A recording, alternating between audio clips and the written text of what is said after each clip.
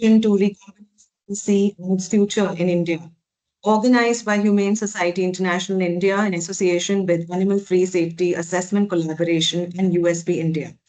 I'm Harshita Mittal, Senior Manager, Strategy and Public Policy from the Research and Toxicology team at HSI India. A warm welcome to all the participants. It's wonderful to see such diverse participation across CROs, industry, academia, and regulatory bodies from various locations across India and also globally. I'm sure this would be an enlightening and enriching experience for all of you. Please feel free to type in your queries in the chat box. A warm welcome to all our speakers today who graciously accepted our invitation and have intensively crystallized detailed insights about the new recombinant assays for endotoxin testing.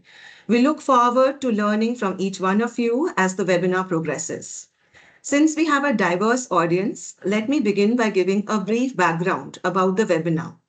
Endotoxins from gram-negative bacteria are the most common cause of toxic reactions resulting from contamination of pharmaceutical products, and that is why to address this issue, tests are available like the limulus ameboctye lysate assay. Standard methods of pharmaceutical and vaccine safety testing rely on lal, which is derived from horseshoe crabs.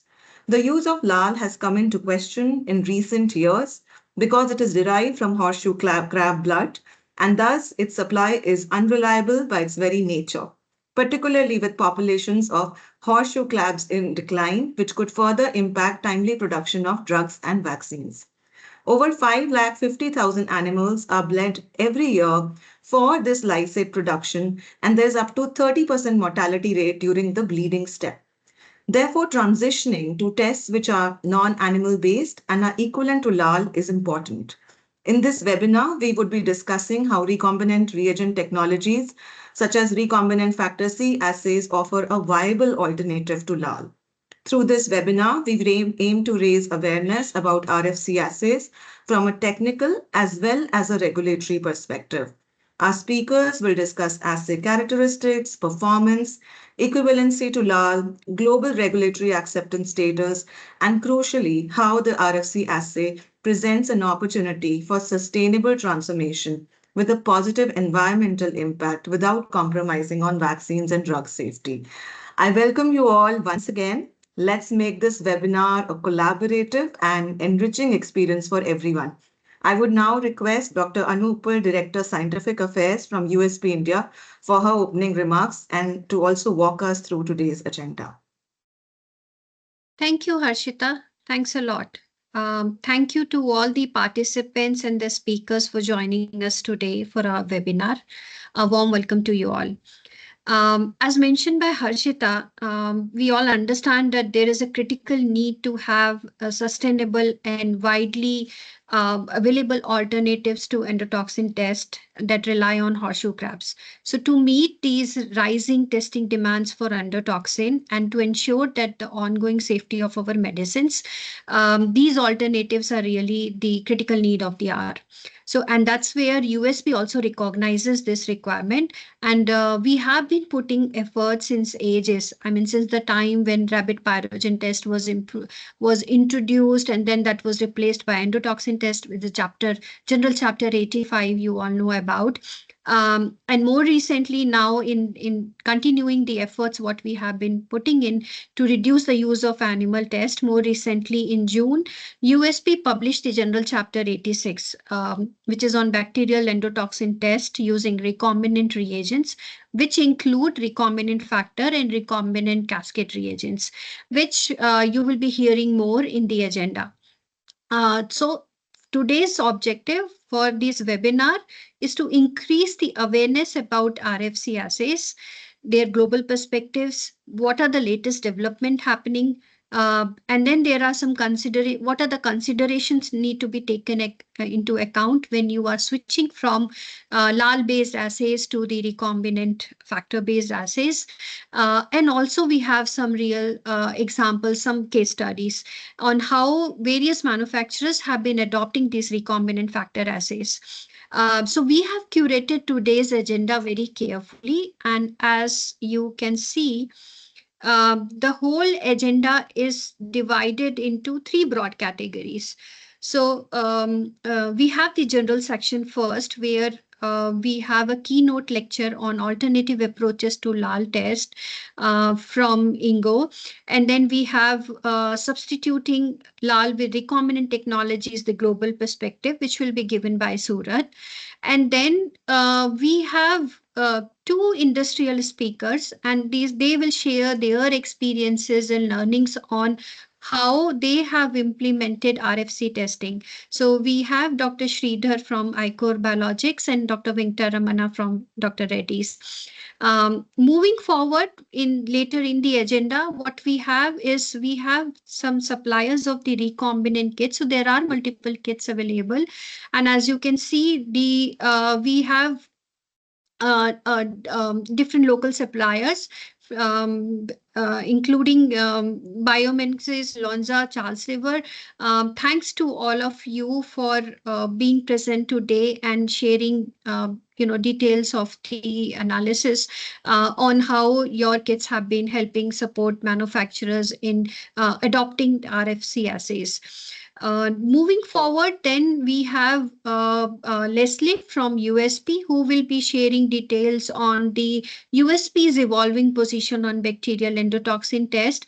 And then we have Dr. Jay Bolden from Eli Lilly, who will be giving a keynote lecture on progressive science and sustainability with respect to endotoxin testing, followed by the closing remarks. So we have very good comprehensive agenda, which we have curated very thoughtfully just to, give you an overall global perspective about the recombinant factor testing. So with that, thank you once again for joining in. Hope we'll find session engaging. Feel free to ask questions as much as you can so that we have a very interactive session today. Thank you. Back to you. Thanks, Anu and Harshita, for the introductory remarks. And with this, we move on to our first keynote speaker for the day. And we're very pleased to have Dr. Ingo Spritzer as a keynote speaker. Dr. Ingo Spritzer is working for the Paul Ehrlich Institute as a deputy head of microbiological safety. He's specialized in pyrogen and endotoxin testing and works as the current chair of endotoxin working party together with the European Pharmacopoeia. During his PhD research with Professor Thomas Hatton, he worked on immune activating components of bacteria and was introduced to the world of pyrogen testing. He started at the Paul Ehrlich Institute in 2001, and his duties are drug quality control by BET, pyrogen testing, rapid pyrogen test until 2014, now replaced by MAT, assessment and exploration of new methods. He was also the member of EDQM MAT working party since 2001. And since 2013, he's the chair of BET Working Party, which now covers MAT, BET, and RFC. So we are very pleased to have you, Dr. Ingo, and over to you for please to start your presentation.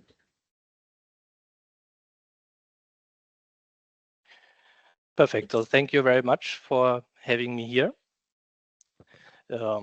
Thank you for organizers to invite me. So it's a pleasure for me to talk about alternative approaches to the BET or the limulus test, the reasons for change. And of course, as I'm here in Europe, it's a more kind of European perspective.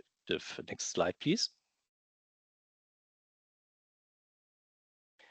Of course, the common disclaimer, I'm here on my own, so I'm trying to do my best to represent what is the current vision from Europe, but I cannot talk for the Paul Ehrlich Institute. Next slide, please. So that's what we are here, because for the horseshoe crabs, for their protection, and the webinar, which is organized by the Human Society of India and the USP. Next slide, please. So the outlook of the presentation, very briefly, I'm not going to explain you pyrogen and endotoxin testing, you know as well as me, but where we started. Then I will talk about how this European directive on the protection of research animals, how this affected in Europe the field of pyrogen and endotoxin testing, which is not only BET, it's also the rapid pyrogen test.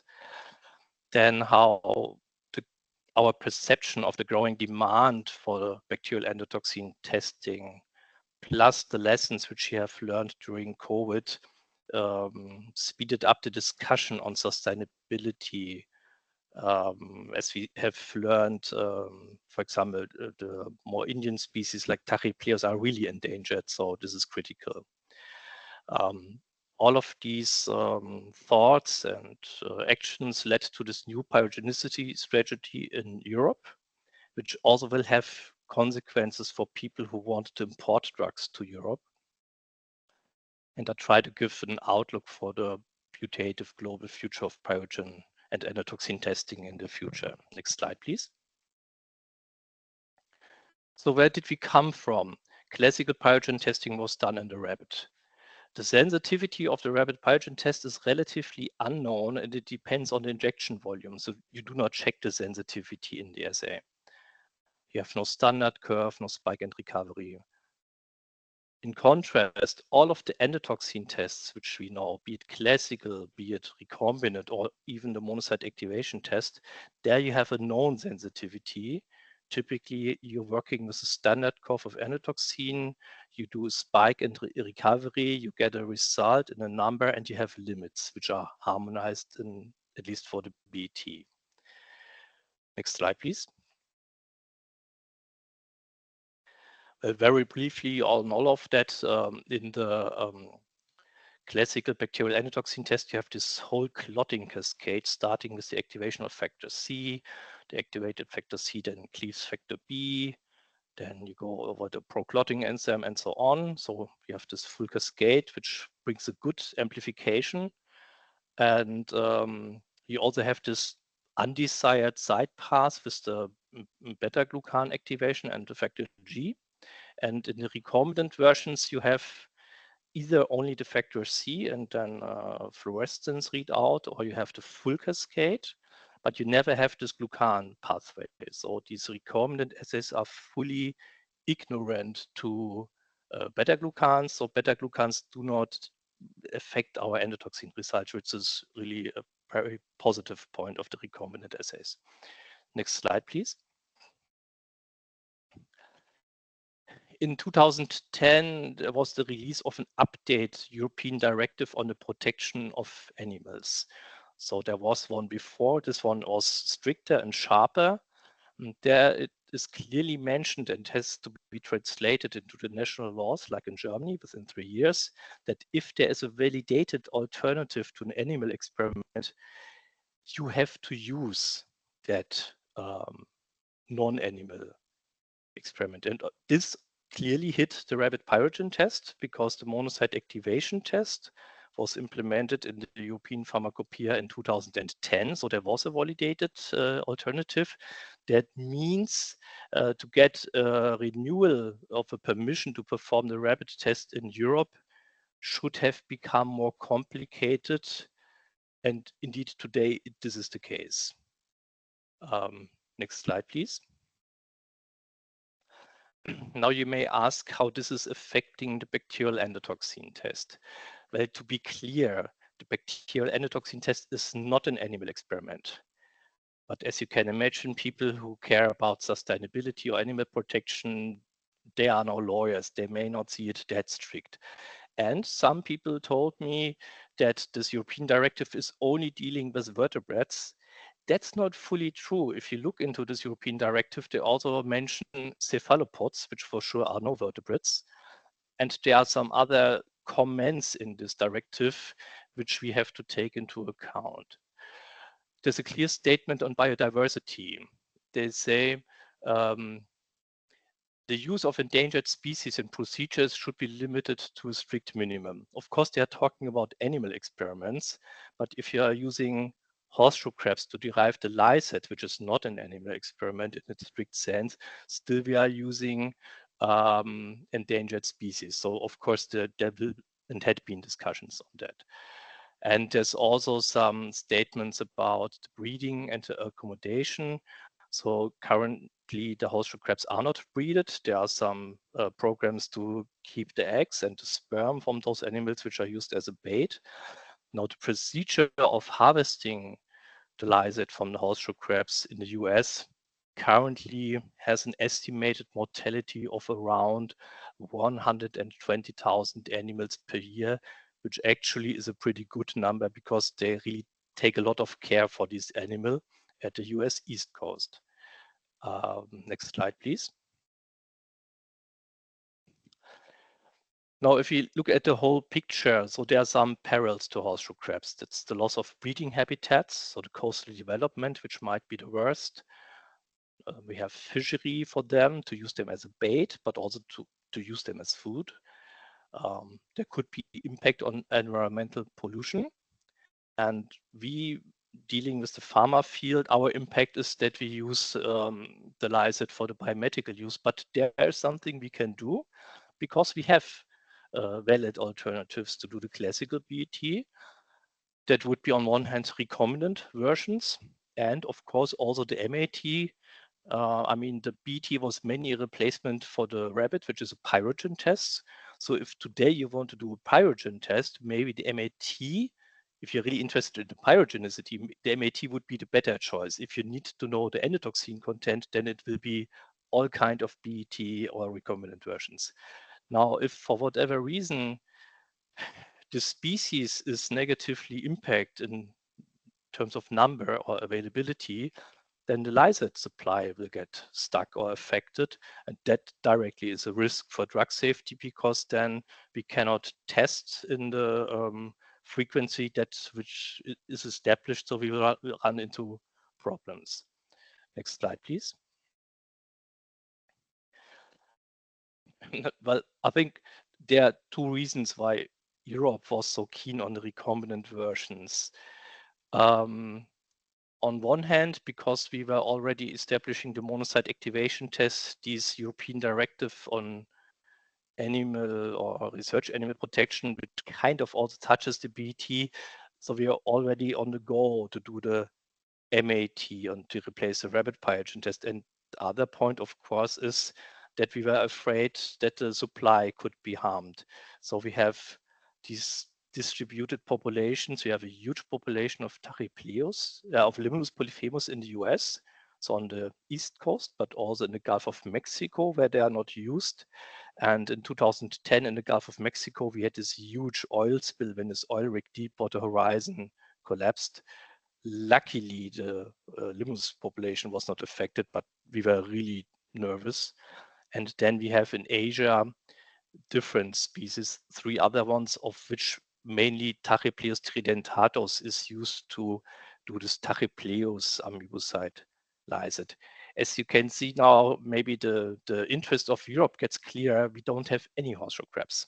We had them many thousand years ago, but we don't have horseshoe crabs. So if horseshoe crabs either in the US or mainly in the US or in Asia would become rare for whatever reason, the European industry and the patients would directly suffer from that because we have no replacement for that.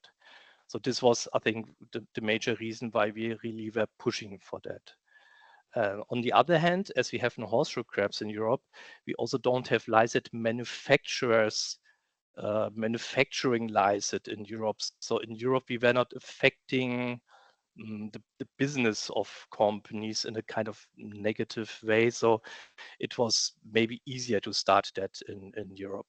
Next slide, please. Now, if you look at the American horseshoe crab, Limulus polyphemus, in 2016, their status of endangerment was going more to the bad or to the red side. The good news is in 2022, this has been a little updated to the good side, which I really love as to spread as a news. So they are moderately depleted, but nevertheless, we see an improvement in the number of the animals, which is great. That should not encourage us to use more of these animals, but to be happy that the population seems to be stable and to proceed. There are some really interesting programs from lysate suppliers breeding the eggs until a certain size and to release them into the wild, which is really great. And I think this approach is also transferred over to China, for example. This seems to be very successful. Next slide, please. What we see, and that was kind of predicted, the biomedical use of horseshoe crabs is still rising. If we look at this scheme from a 2022 report, I mean, it's amazing how the number of baiting for horseshoe crabs dropped from 1998 to 2004, and then the baiting is relatively stable. So really huge numbers of animals had been killed for that. And if you look at the yellow bars, which is the biomedical collection, you see it's constantly rising. So if you look from between 2016 and 2022, now in 2022, for the first time, the use for biomedical collection exceeds the use for baits. And I think it's very well organized. So those animals which are used as a bait, the hemolymph is reserved for limulus assays. The eggs of the fertile females are used, and this is really sophisticated and very well regulated. But we see something is going on there. The estimated annual continuous growth rate for pyrogen and endotoxin testing is approximately 12 to 15% per year. So there's a growing demand. And if, especially in Asia, Tachypleus is getting down, there might be more pressure on limulus, which is currently recovering. So this is not really what we want to see. And I mean, we are not only talking about science, we also talk about politics. I do not really think that countries like China or India are going to increase their dependency and going to import lysate from the US. I do not really see that. I think their perspective is to be independent and to go for recombinant versions. Next slide, please. Now, what currently really concerns us, not only because of the horseshoe crabs, I mean, we're all living on this one planet, we see dramatic changes, for example, in the seawater temperature of the Atlantic, so also covering the area where the horseshoe, where the limulus is living. If you see the development in 2023 and 2024, we have a strong increase in the surface temperature. Because we have more carbon dioxide in the atmosphere, we also have more carbon. So the seawater gets more acid. This changes the whole habitat of all of the marine species. So it changes the oxygen content. It affects the calcification of crustaceans, which is not really horseshoe crabs. It could affect the food chain. The seawater levels, for sure, and we see it is rising. Of course, this has effect to the beaches. Of course, we can think if the seawater level is rising, the beaches will move towards inside the country, yes, but there will be houses, streets, and so on. So this has really an effect on the habitat. So we would be silly to ignore that this also can have effect on the horseshoe crab population, and this might happen pretty fast. I hope that not, but if so, I would really love to be prepared and to have full access and regulatory acceptance for the recombinant alternatives. Next slide, please. I think especially you know better than me. I think it seems that the situation for Tachypleus is really much worse than for limulus. I mean, limulus was regulated, Tachypleus probably not. So if limulus is bleeded for lysate, they only take a third of the blood or of the hemolymph and put the animals carefully back. And in many cases, I think Tachypleus is bleeded completely, so the animal is gone. Of course, this is absolutely not sustainable. So this is really kind of depressing. Next slide, please. And this is recognized. So I think we have learned during COVID that the supply chain is really crucial. And here's an initiative, the Pharmaceutical Supply Chain Initiative, and they stated in May 2023 that they are going to stop Tachypleus lysate because existing supplies have been exhausted. That's a brief but very clear statement. So there's a good reason that we are on the move. Next slide, please. The United Nations have these sustainable development goals. One of them being good health and well-being. That means people should have access to safe and well-tested drugs. This is point number 3. We have point 12, responsible consumption and production. So if we can do a really good, maybe even better endotoxin testing with recombinant versions, we should kind of phase out the classical one, or at least diminish it. And we have also the points 14 and 15. 14 is life below water, which would be the horseshoe crabs, and 15 life on land. There we could talk about the rabbits, which we do not want to see in the rabbit pyrogen test anymore. Next slide, please. Now going back to the history of RFC endorsement in Europe, which was not a straight story. The first recombinant factor C assays were released globally, indeed in 2003. That's a long time ago. And there had been discussions in Europe early to endorse RFC, but those discussions were deemed premature because there was only one vendor and few data. One vendor is also a problem for the pharmacopoeias. Pharmacopoeias do not like to endorse methods where there's only one vendor with a patented method. So time goes by, we were busy with the monocyte activation test. Then in Europe, another RFC vendor appeared. There was a patent dispute between Lonza and High-Gloss, but this was solved in public in 2013. So now this one vendor story was out. And as I told before, this European directive came into force in 2013, also nationwide.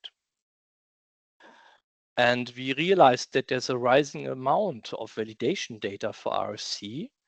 So the European Pharmacopoeia approached the JP and USP to initiate a discussion if we shouldn't work on harmonization because the BET chapter is harmonized, maybe to include recombinant factor C. But the USP denied. This was too early for them, and they said we can go on. And also Japanese Pharmacopoeia was not negative on it, but they said it's much too early for harmonization. So the bacterial endotoxin test working party of the EDQM, so we were starting, we had some own data on RFC. We were then looking more active for validation data packages. A lot of that indeed had been water samples because that's the first most companies did. And then in 2018, the FDA approved for the first time a recombinant factor C as a final release test for a monoclonal antibody of Eli Lilly. And we knew this validation package was huge because it didn't only include this one product, that was the main purpose of this package, but the validation package included data on many other products. This was really huge. And they shared that, of course, with the FDA, but they also shared it with us. And then there was a controversial debate about quality of data, not the data of Eli Lilly in general, if RFC is safe and if it's comparable to BET. And this was going back and forth. And in 2020, there was a publication of a volunteer group of the PDA. They were trying to review what data are available until 2020. So what is the different quality? Is it so we try to make a fair assessment what is out there. Is it enough to say yes, we can go on? The authors, including me, came to the conclusion yes, the recombinant factor C assays are or recombinant alternatives are good enough and safe enough to go on. But of course, the majority of data have been RFC because full cascade came much later to the market, at least globally. So in 2020, recombinant factor C was endorsed by the European Pharmacopoeia and became a separate chapter, 2632, because we were not successful in convincing the other pharmacopoeias to put it in the harmonized chapter, which would be in Europe the 2614. And we did not want to have a non-harmonized insert in the European 2614. There was also a discussion on that. So we decided we go for fully separate chapter. So full cascade was released globally. In Japan, it was available before, but global release of full cascade, to my point of view, was in 2021. So approximately 18 years later than the RFC. I have no quality issues with the full cascade, but we have less data and less experience. It's a simple fact. We have a lack of 18 years. I do not think they will be 18 years later in acceptance, but it will be a little later because they're simply younger. And in 2022, the European Pharmacopoeia released its new pyrogenicity strategy, which affects both the MAT and the recombinant factor C. Next slide, please. Now, what is this new pyrogenicity strategy? The European Pharmacopoeia realized that still rapid tests were performed in Europe, although we have this kind of legally binding, validated replacement, which is the monocyte activation test. So they decided to remove every citation of the rapid pyrogen test, including the test chapter from the European Pharmacopoeia. This affects 60 texts in which the rapid pyrogen test was mentioned. This includes the general chapters on substances for pharmaceutical use and parenterals. So this rapid and also the BT section are deleted from the 60 texts, and they are replaced by a link or by a citation of a new chapter 5.13 pyrogenicity. And this new chapter 5.13 pyrogenicity guides the user to choose the appropriate assay for his purposes. So if he wants to test for endotoxin, which is fine, then he has the option to go for the harmonized 2614, which is the classical BT in all of its kinds, or to go for the 2632, which would be the recombinant factor C. Or especially if we talk about the replacement of the rabbit test, the natural replacement of the rabbit test today would be the monocyte activation test to go for that. So if you have concerns or ideas that your product has pyrogenicity beyond endotoxin or non-endotoxin pyrogens, then it will be the monocyte activation test. Next slide, please. So we came from, let's say, the 10th edition of the European Pharmacopoeia. So the rapid pyrogen test was mentioned in kind of 60 texts. Now there comes this new chapter, pyrogenicity. Offers you help to do the risk analysis, then to choose between either BET or either MAT, or maybe doing both. That's something which I would prefer. So doing the BET during the production and doing the MAT on the final product. And then I think in the 12th edition, this should be finalized. And currently we really are on a good way. Next slide, please. So we have now the European Pharmacopoeia. We have the classical BT 2614. We have the recombinant factor C 2632. We have the MAT 2630. We also have a 2640, which is more for pyrogenic vaccines. We have also the guideline on endotoxin testing.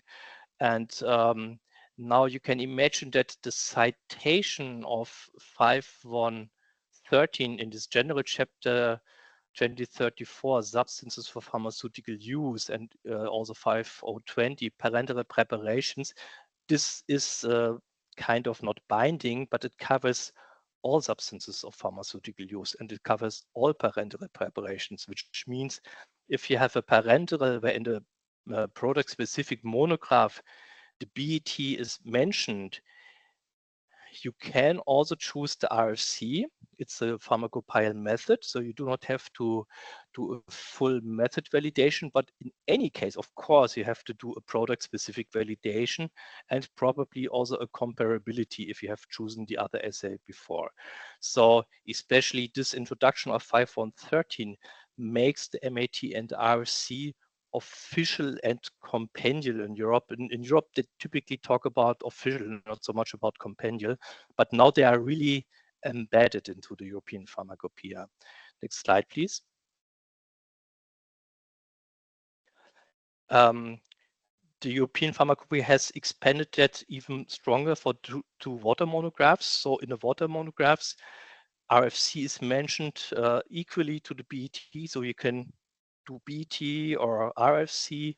You will have to do, of course, a product-specific validation. You do not necessarily have to do a comparability study. Most people will do it anyhow. And there had been the release of some new proposals in Pharmaeuropa for, like, say, cell-based preparations and a whole block of chapters which deal with recombinant mRNA vaccines, and in all of those, RFC is mentioned equally to BET. So Europe is really on the move to put that on the same level. Next slide, please. Well, what does it mean in Europe? BET is and stays official and compendial. RSC is official and compendial for some, but not for all products.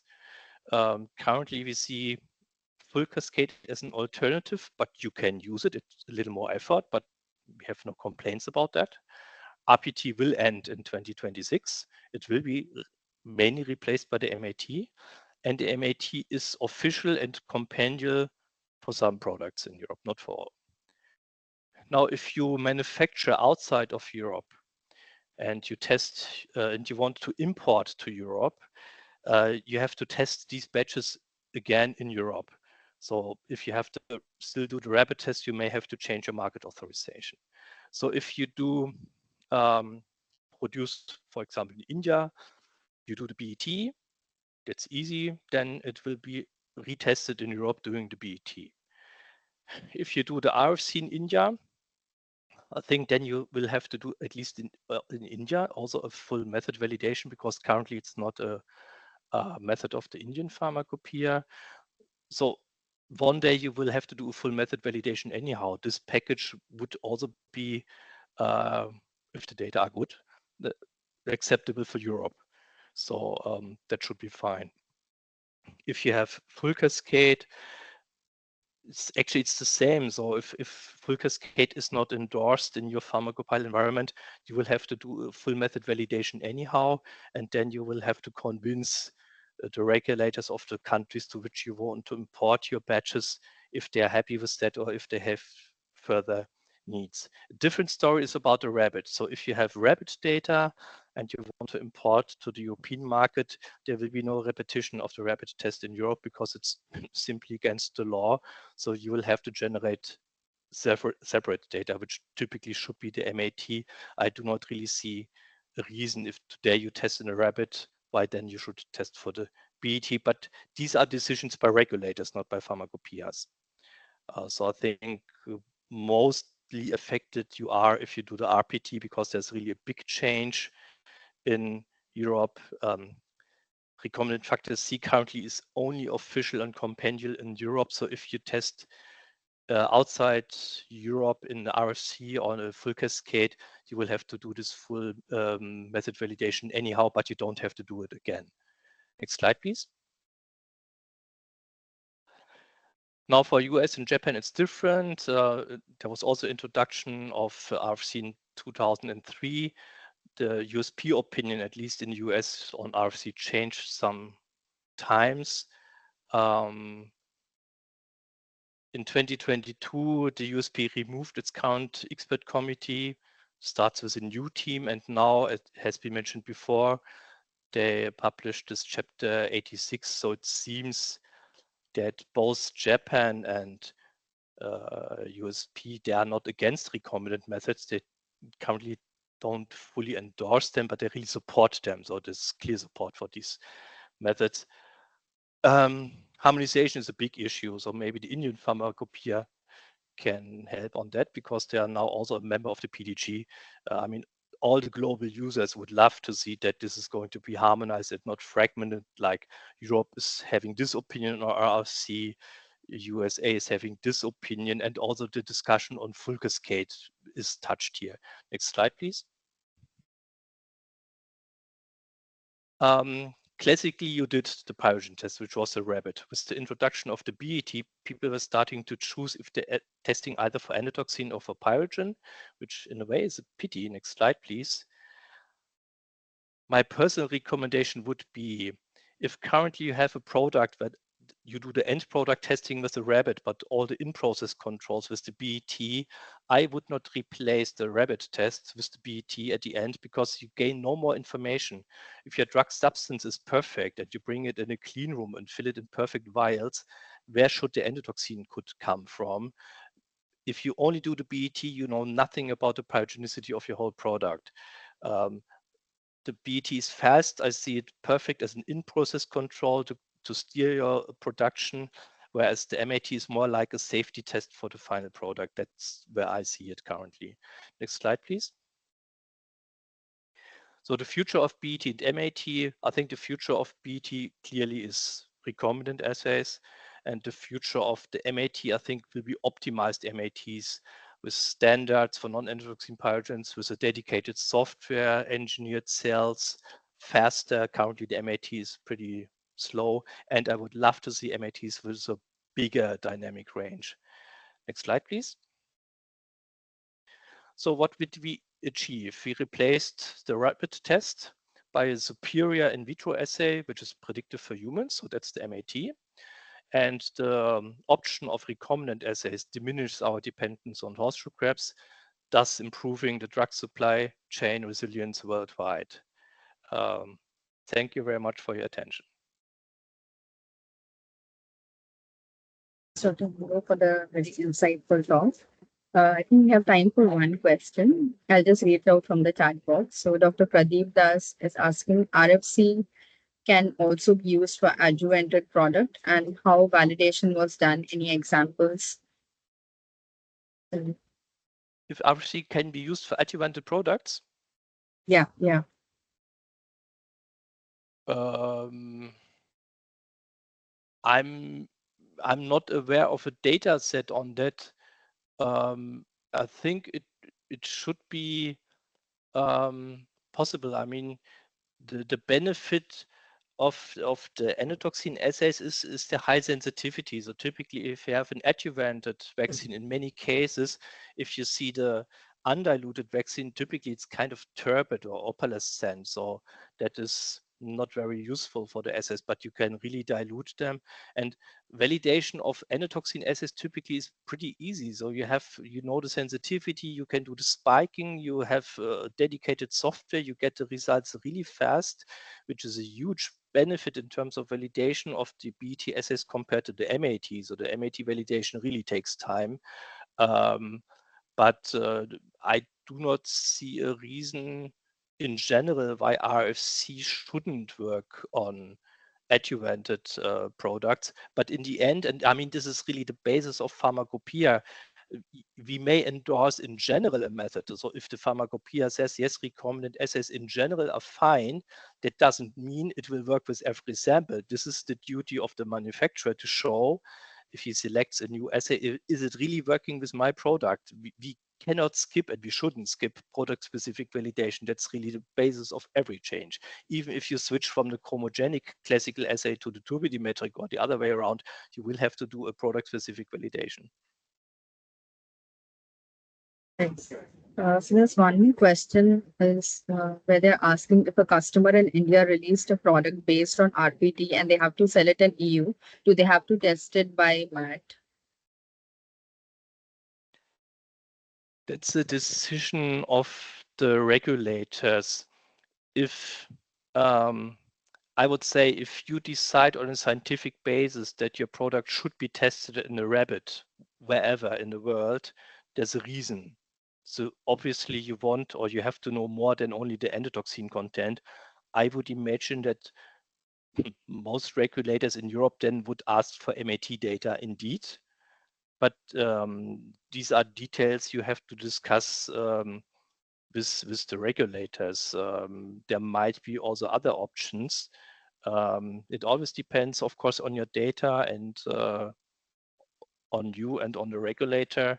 I cannot predict that, but the purpose of the MAT was clearly to replace the rabbit pyrogen test, and maybe those few BETs which are done as a replacement for the pyrogen test, because the BET is not a pyrogen test, but it's a brilliant endotoxin test.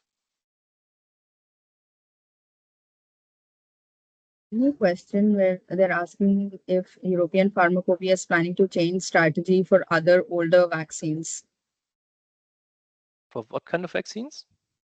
They're asking, for example, HIV, etc. Like for the older vaccines, they're asking, is European Pharmacopoeia planning to change the strategy for the other older vaccines? Yes, it's not really a change, but so if you have a contract lab, or if you have a contract lab in Europe that performed the rabbit test for you until now, they won't perform the rabbit test anymore because they won't get the permission, because the MAT is possible. That means the change of skipping the rabbit test also affects products which are since a long time on the market. That means your market authorization, if it includes a rabbit pyrogen test in Europe, should be updated within the next years. I would imagine that the regulators will contact you on that. So even if the product has been tested in a rabbit in Europe before, it won't be tested anymore in Europe. I can tell you for Germany, for example, I have no chance anymore in Germany to get a rabbit test for pyrogenicity. I might get a rabbit test for preclinical testing and for other purposes, but for batch release testing, no. Okay. So there are a few more questions, including this one from Indian Pharmacopoeia Commission, where I'll just maybe quickly ask, and that's really the last question, and maybe other questions you can kind of reply in the chat box. So this question from Indian Pharmacopoeia Commission, they're asking what is the feasibility and adaptability of RFC test among non-European countries, and if RFC alone is sufficient for regulatory approval, or should it be used in combination with MAT and BAT? I think that also if you did the BET, and that is fine. I mean, if you do the BET, you do not have to change. So Europe is not pushing you to move from the BET to the RFC. This is just an option, whereas you have to move away from the RPT. That's not an option, that's a must. I have the impression if you switch from a product that you already tested in a method to another method, then beside the product-specific validation, people typically like to see something like a comparability because you have old data. Whereas if you introduce a new drug and a new method, there are no old comparative data, then maybe a comparability doesn't make really that much sense. So if you use the BT anyhow, you do not have to move from the European perspective. So everybody will be fine with the BT data. If you bring in RFC data or full cascade, they may have a closer look, but they are completely not against it. Thanks a lot, Dr. Ingo. There are a few more questions, and I would request you if you could maybe take those questions in the chat box because of the time constraints. And I think your talk has generated a lot of interest and curiosity amongst the participants, and I think we can keep the engagement going on in the chat box. So with this, I would like to thank Dr. Ingo for the very insightful talk. And now I'll just briefly talk about some of the work that HSI has been doing in this space. I'll just share my slide. Okay, yeah, I'm Surat, and I'm working as senior strategist at Humane Society International India for the past 1 year. Before joining HSI, I was managing a policy center in India called Center for Predictive Human Model Systems, which has been set up in collaboration with Humane Society International and Atal Incubation Center, CCMB. And this was the first policy center in India that was working to enable human relevant methods in India and biomedical research. So in this presentation, I'm briefly going to talk about HSI introduction, about the research and toxicology activities of HSI and some of our programs, and how and why are we working towards transitioning away from animal-based methods in India, and what is our strategy for enabling the use and development of these technologies in India. So the research and toxicology program of Humane Society International is spread over almost 50 countries across the globe. And we have in our team experts in regulatory science, biomedicine, government, corporate relations, advocacy, and science communication.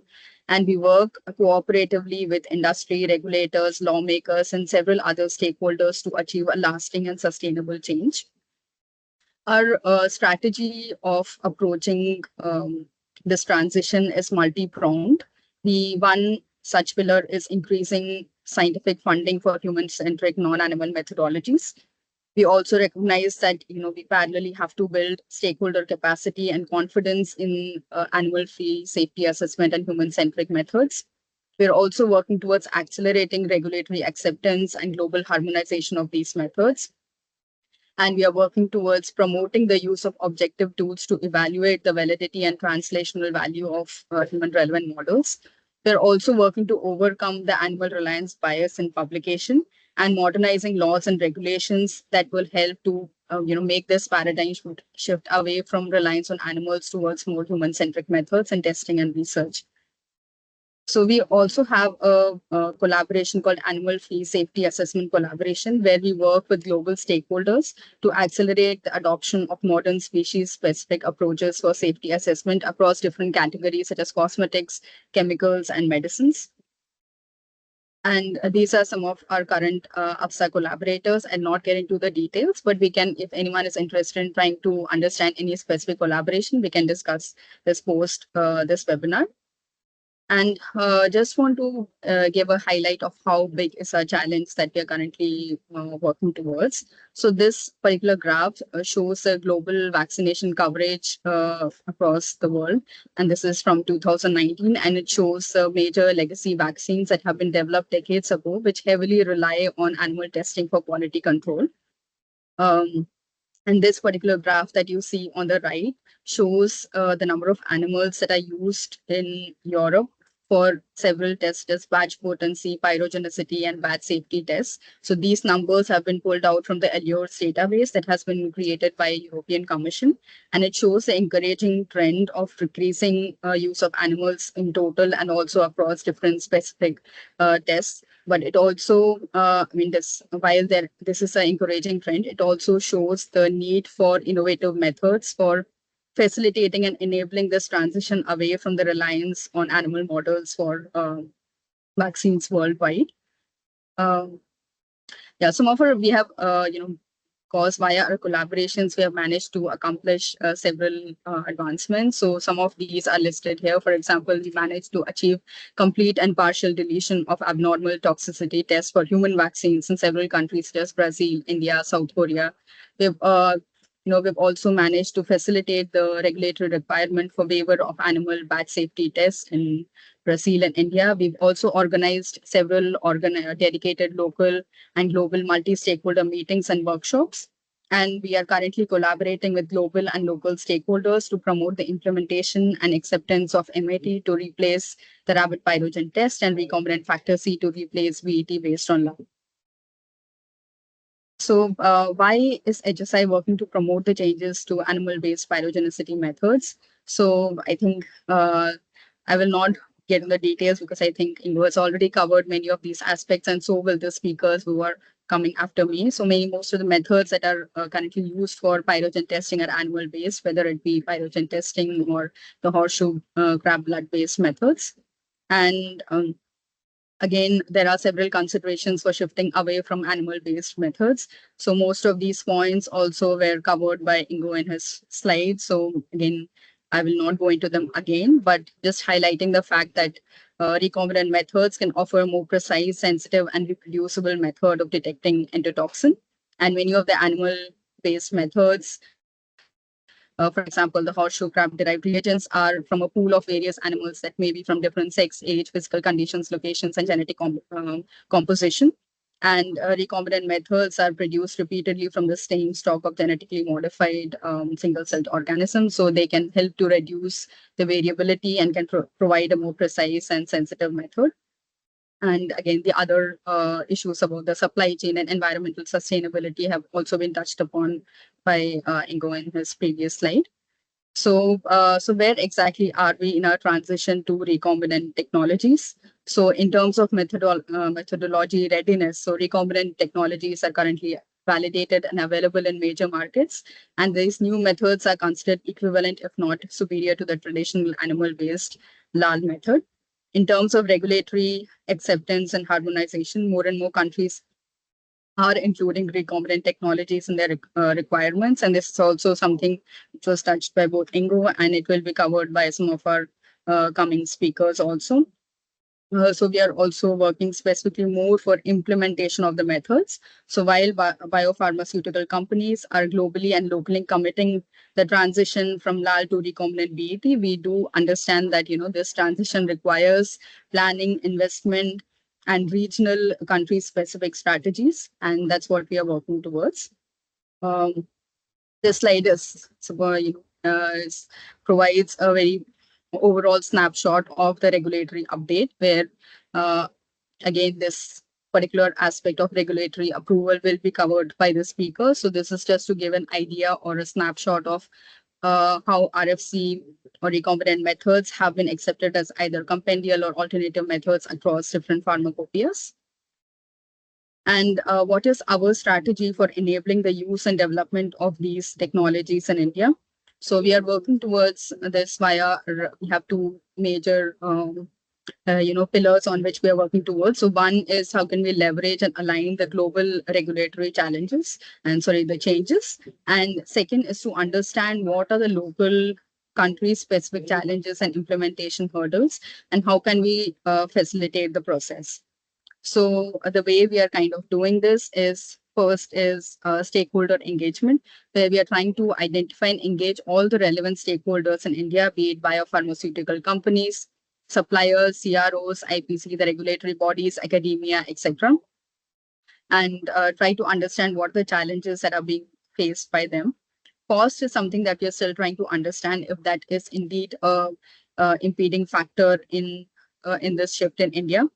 In terms of supply chain, we are trying to assess what is the availability of kits, reagents, raw materials, etc., and if these factors could contribute to enabling this transition, and if yes, how can we identify and enable possible solutions. In terms of regulatory status, we are assessing what is the response of the regulators and what do they need for acceptance and validation of these methods in India. And of course, training is an important pillar where we are trying to assess if stakeholders are sufficiently aware and trained to use these methods. So these are some of the ways by which we are trying to enable this shift. And yeah, so and the way we are, the way we are trying to enable the use and development is by supporting the stakeholders, which include biopharmaceutical companies and regulators, to get them familiarized with the technology. We're also facilitating multi-stakeholder dialogue and sharing experience so that we can address the concerns of different stakeholders, whether it be biopharmaceutical companies or regulators, from the initial stages of the technology transition process. And another aspect of this is how we are encouraging early dialogue between the biopharmaceutical companies and regulators, and which again will be very necessary to bring about this transition. Here, I would also like to point out that the Indian Pharmacopoeia Commission and the Indian regulators have been very positive, and Indian Pharmacopoeia has also transitioned several products from rapid pyrogen test to bacterial endotoxin test. And in this context, these recombinant technologies can provide a very interesting opportunity and very important opportunity to enable this transition. And we are very much looking forward to work with different stakeholders in bringing about this transition to non-animal methods and reducing the reliance on animal methods in this space. So with this, I would like to end my presentation. This was just supposed to provide a brief overview of what our organization has been doing. And with this, we can go to the next session of this webinar, which is where we'll be delving into the experience of the local end users with the RFC testing in India. And we would start off with Mr. C.H. Sridhar. So Mr. Sridhar is from iCore Biologics, and he's currently working as manager in the microbiology department. He has a master's in applied microbiology and has 15 years experience in both sterile injectables and vaccine manufacturing facilities.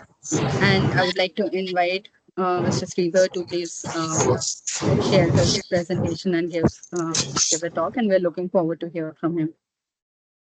Yeah, hello everyone. This is Sridhar. I'm from iCore Biologics Private Limited, Hyderabad. So I'm having around 15 years of experience in microbiology department. So currently I'm working in microbiologist that. So ICAR is especially plasma derived products. We are manufacturing plasma derived products. Like our products are human albumin and human normal immunoglobulin and coagulation factors like factor 9, fibrinogen.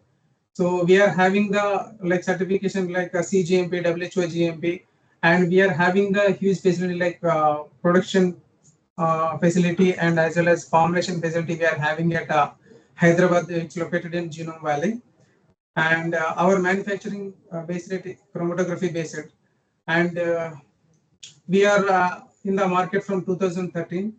So even we are delivering to the product entire. So we are looking to send the products to globally. So for that we are currently our products are testing with gel clot method. So currently we are Sridhar, testing. can I Yeah. request you to make your presentation full screen? Okay, sure.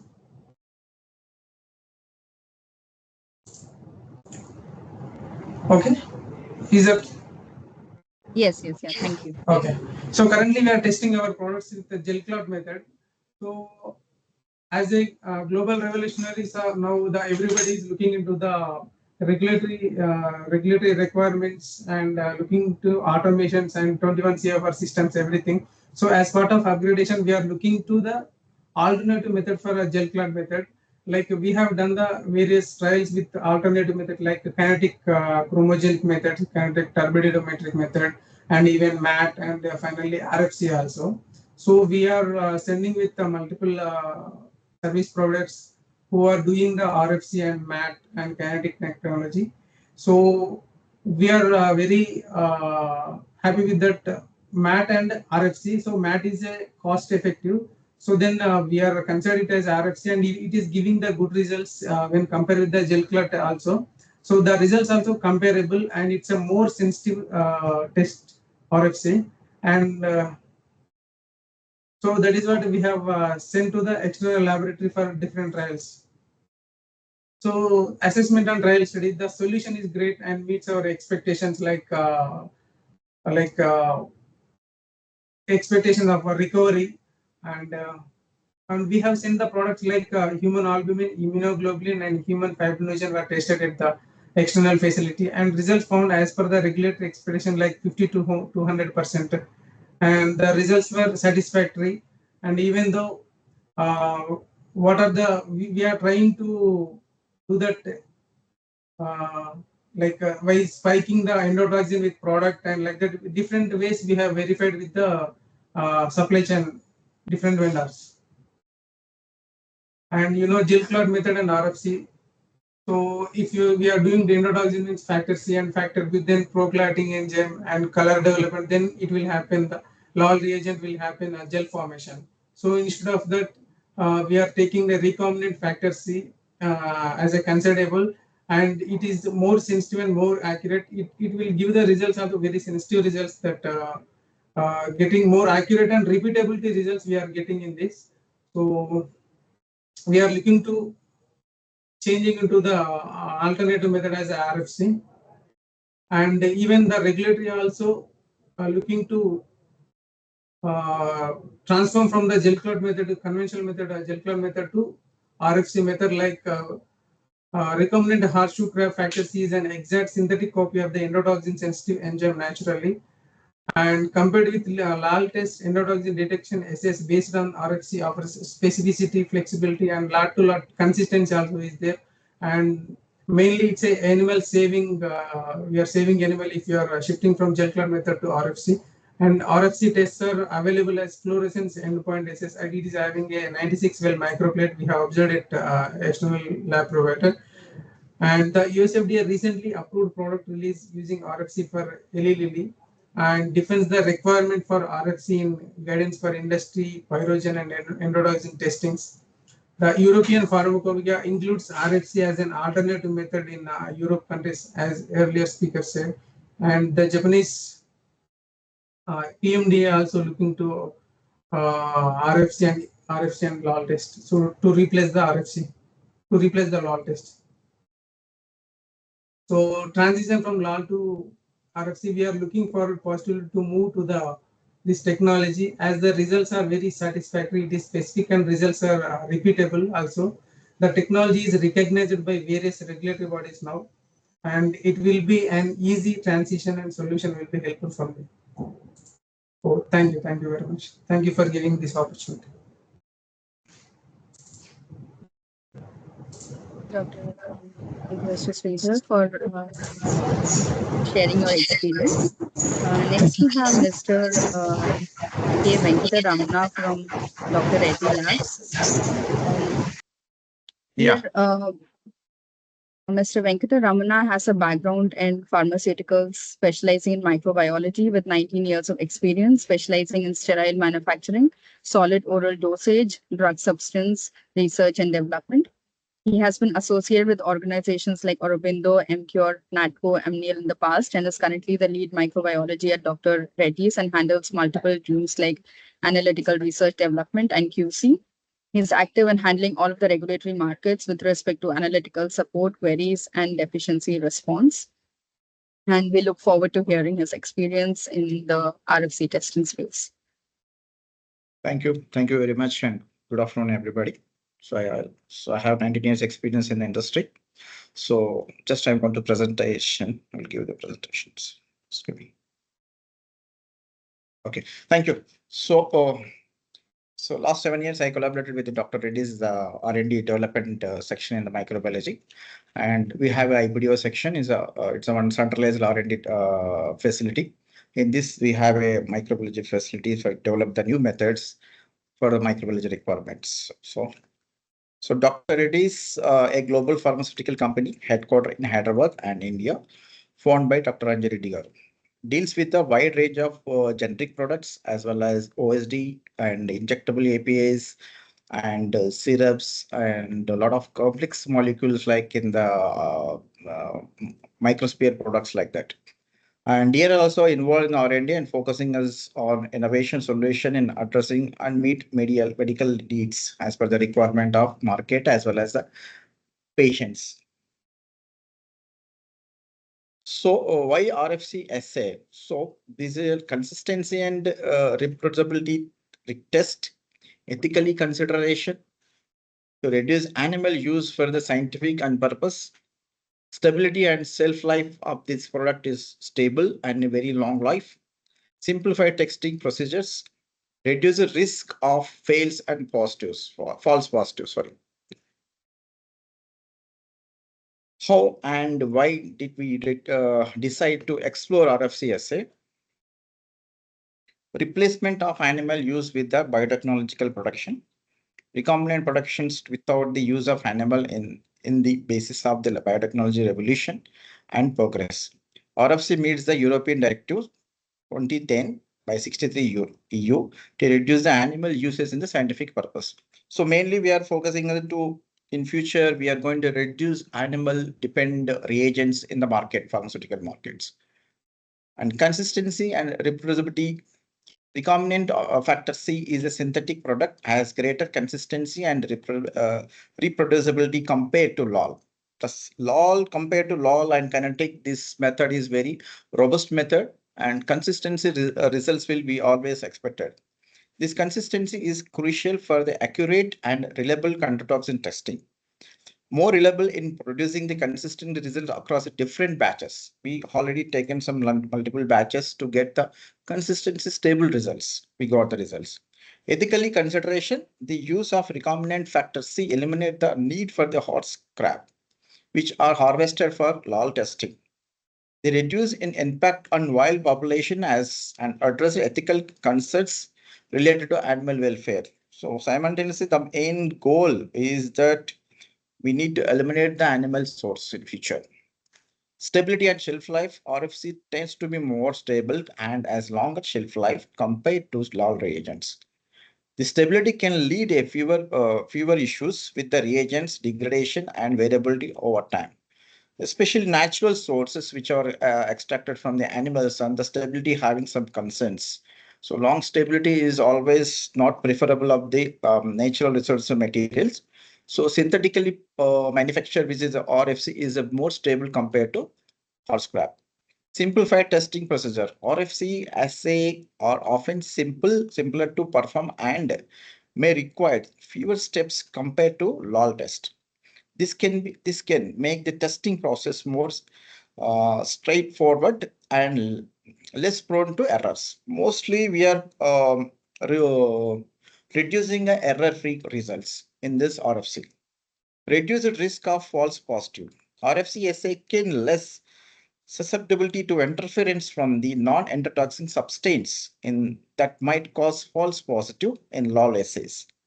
This can be lead more accurate detection of endotoxin. Some of the glucoshield material, some of the different type of drug substance always will get the interference issues, sometimes inhibition enhancement issues. So to reduce the risk factors, RFC is getting comparison results and we got the good results as well. So we done some exercise and some of the product we are facing some issues with the gel clot as well as the kinetic. So then we try to skip to these two methods and we use the RFC. This is the strategies we got the results. For experience of the so far with RFC assay, our quantitative assessment, we have tested one of our product and found inconsistency, higher PPC recovery in gel clot as well as a kinetic therapeutic method. Then we tested with RFC. The product endotoxin is 0.2 per mg. The product is drug substance. There we consistency we verified that gel clot as well as kinetic as well as RFC. The dilution factors, dilution is MVC. Gel clot methods see that the results MVD 842 MVD, the NPC showing this positive and PPC showing the positive. Same you tried with the kinetic therapeutic method. The results of the kinetic also, the accepting criteria is not meeting the PPC recovery. MVD is 8 is 280, 220, next followed by 190, 183. Then we tried with RFC. Then we got a successful exactly results what we are expecting. The results is not very good accepting criteria within the 50 to 100 in between. So we are not only one batch, we tried multiple batches of this with RFC. We generated multiple data also. And soon we are going to file this project for the agencies for approval. All the PPC has PPC. The PPC has been also positive controls and MPC shows a positive control of the gel clot even after addition of the glucoshield buffer. Some of the issues is there. The glucoshield buffer also we use it, but results is not meeting as per our requirement. And with the gel clot, same way kinetic also we are facing the inconsistency PPC recovery while doing the activity. Then we skip with RFC method. Consistency PPC request was observed and no enhancement was observed without using any glucoshield buffer. So here is we are using some of the product with the glucoshield, but still you are getting some of the issues, the both methods. Then RFC is we got the good result without addition of the glucoshield. So our aim to Dr. Reddy's in soon, we are going to implement RFC method to throughout the global manufacturing areas. We are already targeted by within the short period, we are going to launch these products. This is reagents to the maybe with 2026, we are going to target because all the material which we already filed, we are going to start with the validation with the RFC alternate methods soon. Our aim to test more samples using the RFC methods because we have to generate the data to agency to have to prove that comparison of the both the methods to eliminate all test in the next few years to save the animals. Using RFC has made it easier for us to validate samples since USP 86 going to introduce. So this November, we are going to expect USP 66 going to implement throughout the global market. So we are very happy to waiting for the agency expectations. And Dr. Reddy's is always ready for the new techniques, new requirement, as well as animal-free environment in the global market. Thank you very much.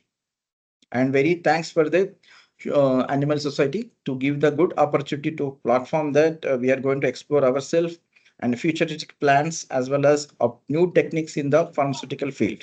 Thank you. Mr. Venkataramana, for sharing your experience. There are a few questions in the chat box that we will take after the session with where we are in the coming session. We are going to be having some talks with the suppliers of the RFC kits. So we can take those questions after that session. So after these great talks by the end users and their experience, now we will focus on another crucial stakeholder in the ecosystem, which are the companies that supply kits to perform the RFC. And towards this, we have Mr. Ganesh Chaudhary from Biomedio. So, Mr. Ganesh is an accomplished microbiologist professional with more than 13 years of experience in overseeing the testing of pharmaceuticals. He has worked in various companies like Biomedio, Cipla Pharmaceuticals, Zydus Cadila, GSLSS, and he has a vast experience in validation of entire microbial testing program. He also has expertise in microbial limit test, finished products, bacterial endotoxin test by gel plot method, kinetic turbometric methods, etc. So now I invite Mr. Ganesh to uh, talk about Biomedia and the RFC kits that they're providing in India. So good afternoon all, and thank you for giving this opportunity. Can anybody just confirm if my screen is visible? Yeah, we can see it. So, yeah. Yeah. We would just request you to make it full screen, but yeah, Yeah, we can yeah. see this. So good to go. So yes, good afternoon all. So my name is Ganesh Chaudhary. So the introduction has been done. So we'll go move ahead with the recombinant factor C technology. So which is the topic for the discussion today. So the topic is sustainable pharmaceutical quality control with the use of the RFC technology. So the agenda of the today's discussion is what is the challenges we are facing during the routine testing of BET, the introduction of the RFC, how exactly it is being came to highlight, the Endonex range, which we are offering to the end users for their routine challenges, and at the end, it will be a question and answer. So before going ahead for the presentation, I will give just a small brief of our company. So the Biomerio is a French multinational industry, which has been established by Mr. Marcel Merieux, who was the co-worker of Dr. Louis Pasteur. So, and our current CEO, who is Mr. Alexander Merieux, he is a great grandson of Mr. Marcel Merieux. So in that way, we can say we are broadly following the Pasteurian tradition. So the development of endotoxin, how exactly it happens? So the journey started from the rabbit pyrogen test. It moves gradually to LAL or limulus ameboctye lysate test, and then the introduction of monocyte activation test as well as RFC came to highlight. And it's not the journey not yet started. We don't know what exactly will happen in the next. So there are, when choosing a new technology for which suits to our lab, user need to go with some of the question in mind, like the cost of the reagent and equipment that need to be bear in mind when we are choosing the new technology. Then sample throughput. What is the sample throughput of the lab which I am going to run into the lab? Then sample matrices interference. What are the samples I'm going to test onto the given testing method? Or whether it is suitable or not to my matrices which I am going to manufacture at the lab. Whether the given technology is very easy to accommodate, acclimatize in terms of training and skills required by the lab persons or not. Whether the vendor support is there or not in terms of giving the trainings or the validation support of any technical support required.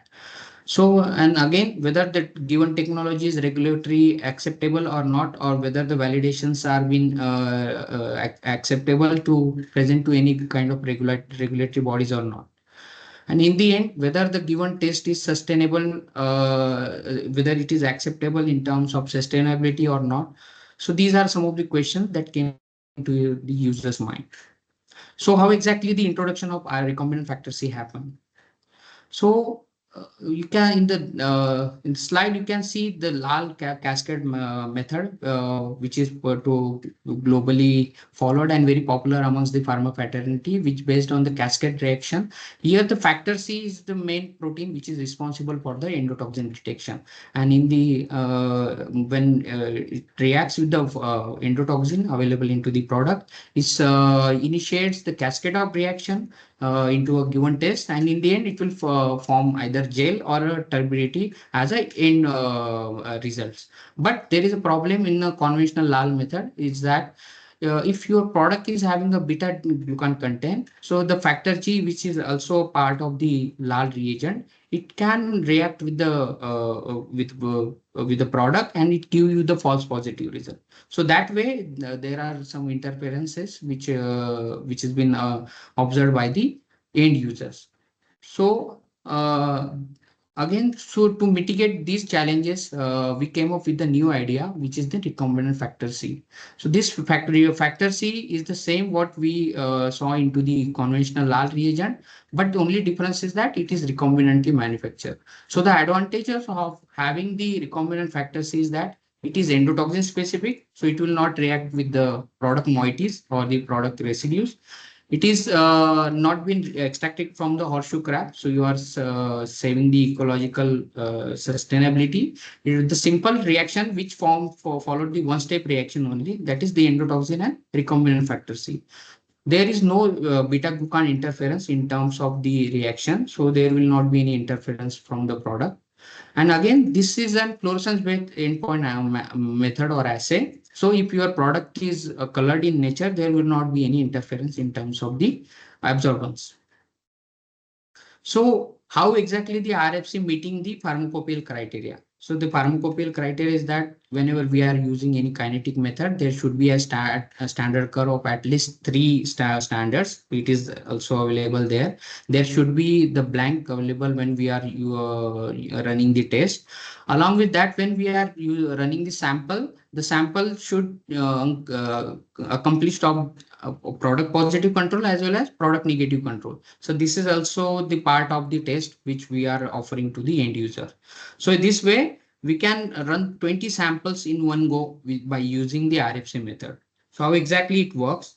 So if you see in this slide, the RFC method is very similar to the conventional kinetic method which we are using. Only the difference is that, in case of instead of lal reagent, we are using the enzyme substrate acid buffer mixture, which is the equivalent to the your lal reagent. Apart from this, if you see here in the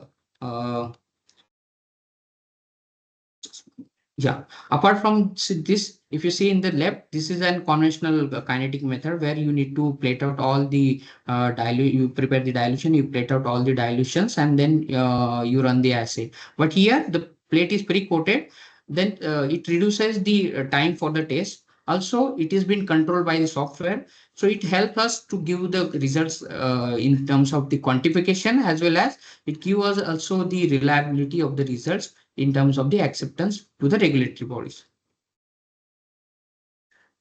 So the Endonex range which we are offering to our end users. So the Endonex portfolio which we are offering to the customers is comprised of the reagents, the instruments, the software part, and as well as if customer requires the automation. So along with that, we are also providing the accessories which are needed for the endotoxin analysis. So in terms of reagent range, we are offering the end users the endozyme turbo range, which is widely popular and very commonly used amongst the pharma users. So if you see here, this is a comparison of the conventional kinetic method along with the your endozyme turbo method. So here, the conventional kinetic method will take the 45 minutes for all these manual preparation. But there, in case of the endozyme turbo method, which is based on the pre-coated or pre-plated standards as well as the PPC controls, the time required for the preparation is reduced down to just 20 minutes. So we can save the time in terms of the workflow. Also, we are minimizing the plating errors which are associated with the handling by means of user. Suppose the end users want to go with the automation, either semi-automation or in terms of full complete automation. We also do have the solutions for that. So in case of the semi-automation, the user just need to prepare the sample dilution and plate out into the given plate. The sample addition will be done in terms of the automation, which has been manufactured in such a way. Suppose the user wants to go for the complete automation, we still have the solution for that, where you will just need to feed all the data and dilutions in terms of the product nature. as well as the sample additions, as well as the diluent addition. The whole thing will be done in just span of 2 minutes. So here you can reduce the time required for the preparation, as well as you are significantly reducing down the possibility of getting errors because of the handling practices. So how the workflow is that? This is the workflow is based on the 96 well plate, where the all the standard curves starting from 50 U per well to 0.005 U per well will be available. So we can select the standard curve based on our requirement.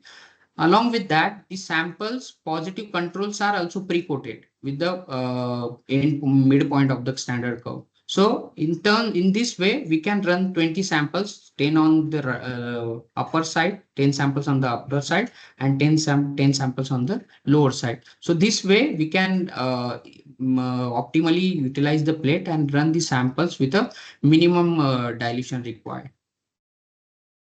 But suppose your lab have the load which is less than 20 samples. So in that case, there will be an unutilization of the complete plate. In this case particularly, what we did, we came up with a new solution which is called as endozyme to go strips. So these strips will be comprised of the scaffold, which is this one, along with there two kind of curve strips available. One is the standard curve strip where the standard curve is available there, along with the sample strip. So in the diagrammatic representation, we'll see how exactly it will work. So what we need to do, we need to just select a curve and add into the scaffold. And then suppose we have the 4 samples, just select this one strip and add into the scaffold. So if you see here, there are 2 samples on the above side and 2 samples on the lower side. So and again, 1 sample onto the standard curve. So precisely by utilizing a single strip, we can run the 5 samples in one go. And again, we are just optimizing our workflow, utilizing the optimal number of strips required for the analysis. Suppose the sample load is more, we can add on the number of strips, sample strips, and we can run the samples. So the next sample range which we are providing to a end user is the EndoLISA. So this EndoLISA reagent range is based on the ELISA. So what exactly it is? It is a 96 well pre-coated plate with the endotoxin specific bacteriophage proteins.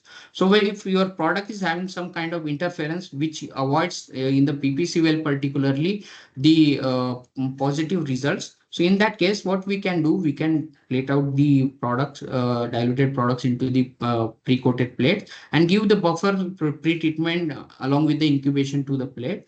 And in that way, these buffers will help us to minimize the interferences from the product matrices or the moiety. And this way, we can at least get the results which are been acceptable to the regulatory in terms of PPC, which is at least 50 to 200%. So what is the regulatory status of the current RFC method? So if you see the global scenario, all the global regulatory bodies, they are accepting the RFC method to release the product either as a compendial or as an alternative method. So as already some other speakers are also mentioned that USP 86, which is being going to be a compendial in next next revision. So this will help the RFC to be the release test in terms of the releasing the product. European Pharmacopoeia already consider this as a compendial method and can be utilized for the routine product release in terms of their EU market. British Pharmacopoeia has also considered this method as a compendial and can be used for the product release. Along with the Indian Pharmacopoeia also consider this method as an alternative method, and with the alternative method criteria of validation, we can surely able to release the product in Indian Pharmacopoeia also. Korean Pharmacopoeia as well as Japanese Pharmacopoeia have also considered this method as an alternative method and can be used for the product release. Chinese Pharmacopoeia also consider this method as an alternative method and can be utilized for the product release. So what are the key takeaways from the presentation is the embracing the RFC for the lab transformation. So how exactly it will help us? It will help us in terms of providing the efficiency by reducing the time of the testing as well as cost saving in terms of optimizing the workflow. It also helps to reduce the interferences in terms of the invalid results and the investigations. It also helps us to by bringing the traceability in place when we are using the RFC methods, because this is software driven. So the traceability will always there tracking all the required information required for the regulatory, and also it is helping to keep the sustainability or ecology of the horseshoe crab population, because this is a non-animal source origin method, and it also meet the 3R principle, which is replacement, reduction, and refinement. So in this way, it is helping in terms of the sustainability acceptability. So that's it from me. Thanks. If any questions are there, they're most welcome. So I thanks HSI for giving this opportunity. Thanks, Ganesh, for talking about biomedia and the products that it offers. So we'll take the questions. There are some questions in the chat box. We'll take all the questions once all the talks by the suppliers are over. So next we Sure. have the talk from Ms. Catherine Pauls from Lonza. So Catherine studied microbiology and virology at the University in Dusseldorf, Germany, and has over 15 years experience in quality control microbiology for pharma, food, and aviation. In her current role as market development and scientific liaison manager for testing solutions at Lonza's Bioscience Cologne site, Catherine is responsible for developing markets and leading communicating on the technical aspects of sustainable testing solutions. And we look forward to Catherine's talk. Over to you, guys. Hello, everybody online, and thank you for the introduction. First of all, can you see my screen? And can you hear me? Yeah, we can see in here. Perfect. So I would like to introduce quickly the testing solutions offered by Lonza. We are providing endotoxin detection solutions and services since 1970, and our goal really is to offer complete solutions for both our traditional endotoxin testing and our sustainability portfolio. The sustainable pyrogen and endotoxin testing portfolio has also a recombinant factor C assay and the monocyte activation test. And all our kits work with instrumentation software, 21 Part 11 compliance software. So we can offer here absorbance and multimode readers and also robotic solutions for the high throughput. Then I would like to point out our training portals, training and support portals. So that this is called QC Insider Toolbox, where you find training materials, certification systems, also for the RC method, and a very rich literature database. So for kicking off just what we are talking about, so traditional BIT tests are based on a wild animal resource. The horseshoe crab is by fossil records more than 445 million years old, and those 4 species which are still around today also are more than 225 million years old. There are many actions taken to stabilize the population in North America. So there are quota for the fishing and bait industry. There are measures against the problems that we have with global warming and the extension of the human being into the habitats of the horseshoe crab. And these actions all over leaded to a neutral trend for all the beach sites where those horseshoe crabs are mating and multiplying. But this is in North America situation. In Asia, the situation looks much more dangerous. So we hear the 3 species of the horseshoe crab are endangered, data deficient. And since they're spanning multiple countries, there are at the moment not really combined action plans in place. So when we talk about sustainable solutions, we also have to consider supply chains. So the use of recombinant methods might be very beneficial. So We call it a sustainability test because it eliminates, of course, the dependency on LRL and TRL as natural resources, and therefore secures the supply chain and addresses the constant growth of the annual, well, every year-on-year growing number of BT tests that are performed. As the speaker from Biomario have already pointed out, we have here also, because it's engineered, an absence of biological variability and therefore a higher lot-to-lot consistency. And we engineered it as such that the glucan path is eliminated, so it's more specific than the LRL lysate. But most importantly, maybe when I looked at all the questions in the chat, the comparability of the LRL and TRL to RC have really been demonstrated by a very large number of studies. I'm not going to spend too much time on this piece because it has been extensively addressed already.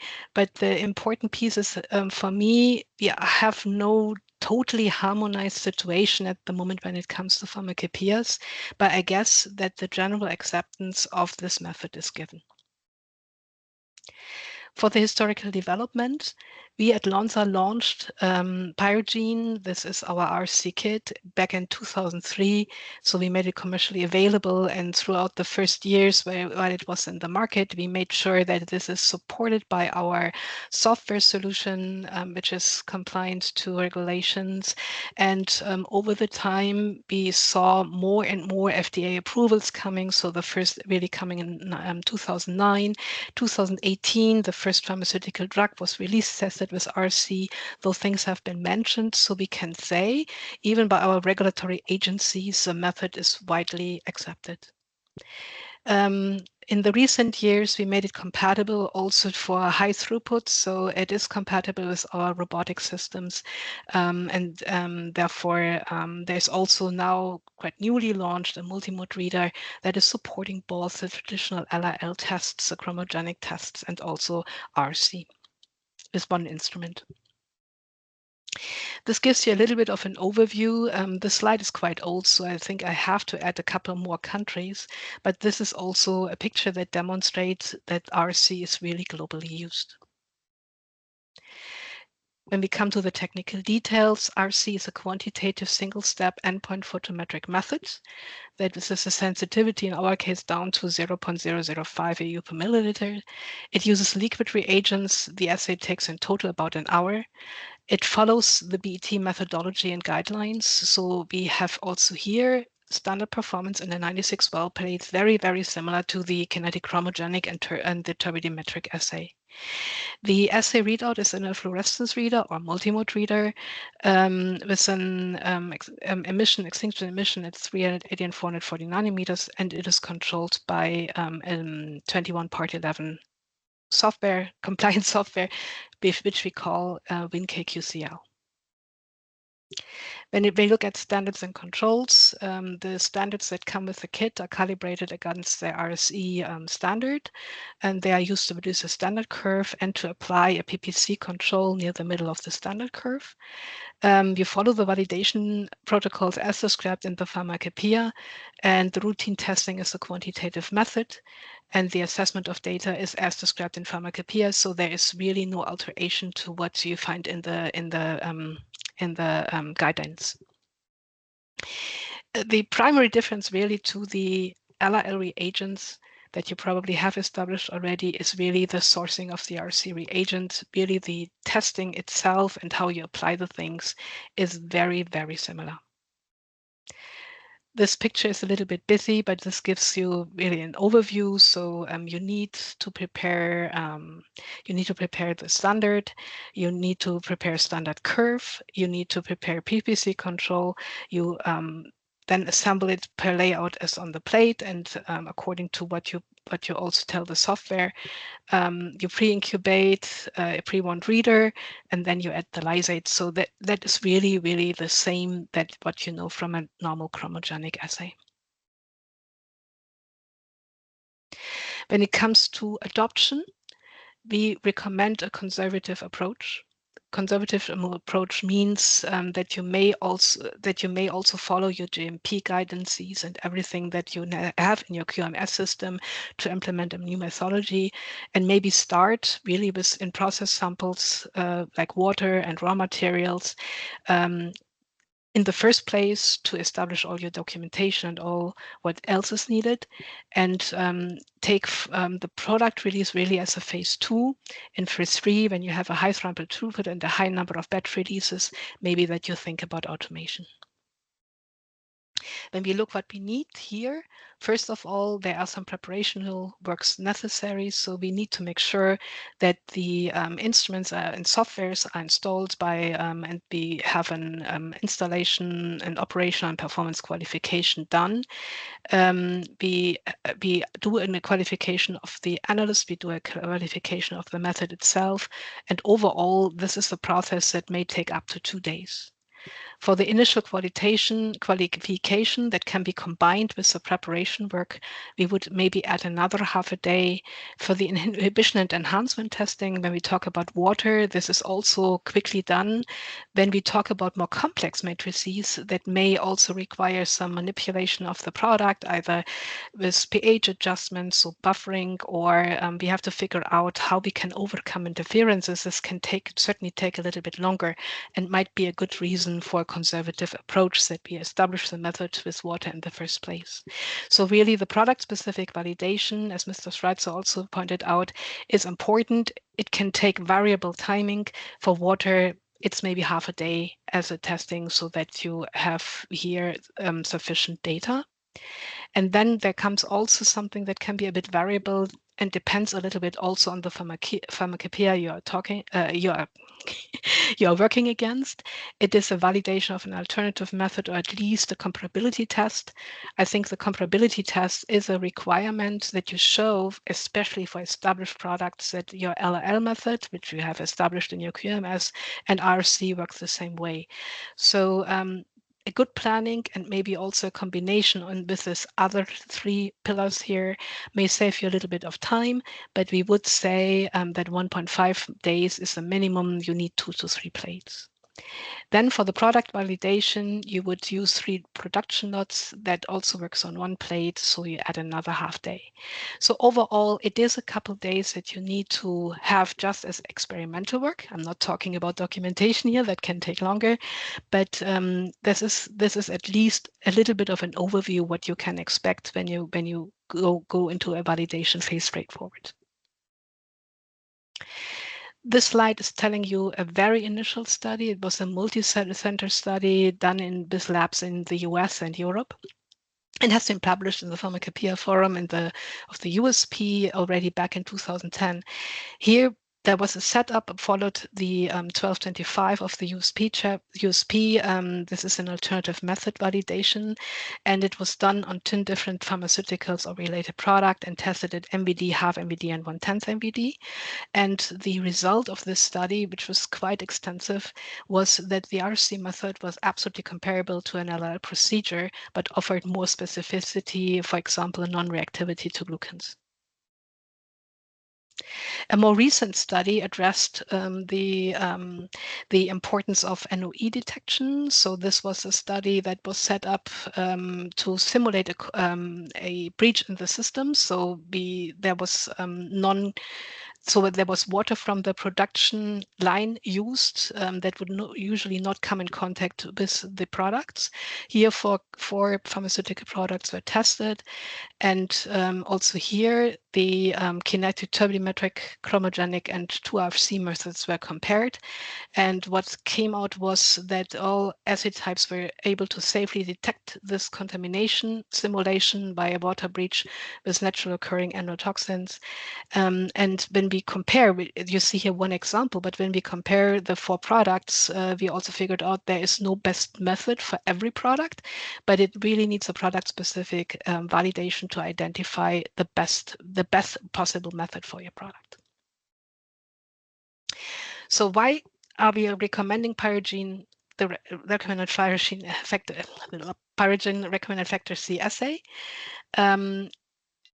pioneered the commercialization because we believe that overall, when we look at sustainability, a recombinant method provides several benefits.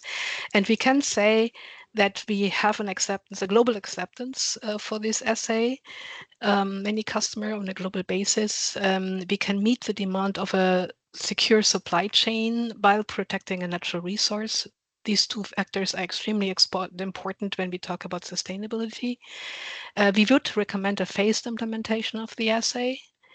And we are happy that we can offer reliable lot-to-lot consistency. And as also already outlined, the engineered product is statistically more robust. And when we think about the changes to the environment that happens at the moment, I think it is just a very, it's just safer to use than a natural resource. So adaptive recombinant reagents provides many benefits. And when we think about automation, robotic automation, in the end, so it's phase 3, it helps really to reduce the errors and really prepare your lab for the future. This is our current offering. We have small test kits with 129 tests that contain all the necessary reagents, and the bulk kit is really for the high throughput test, 2,880. As said, this comes along with offerings for instrumentation that we're able to read fluorescence, either a plate reader, multimode reader, or a robot. And also with the software that supports both all our LIL test and RC.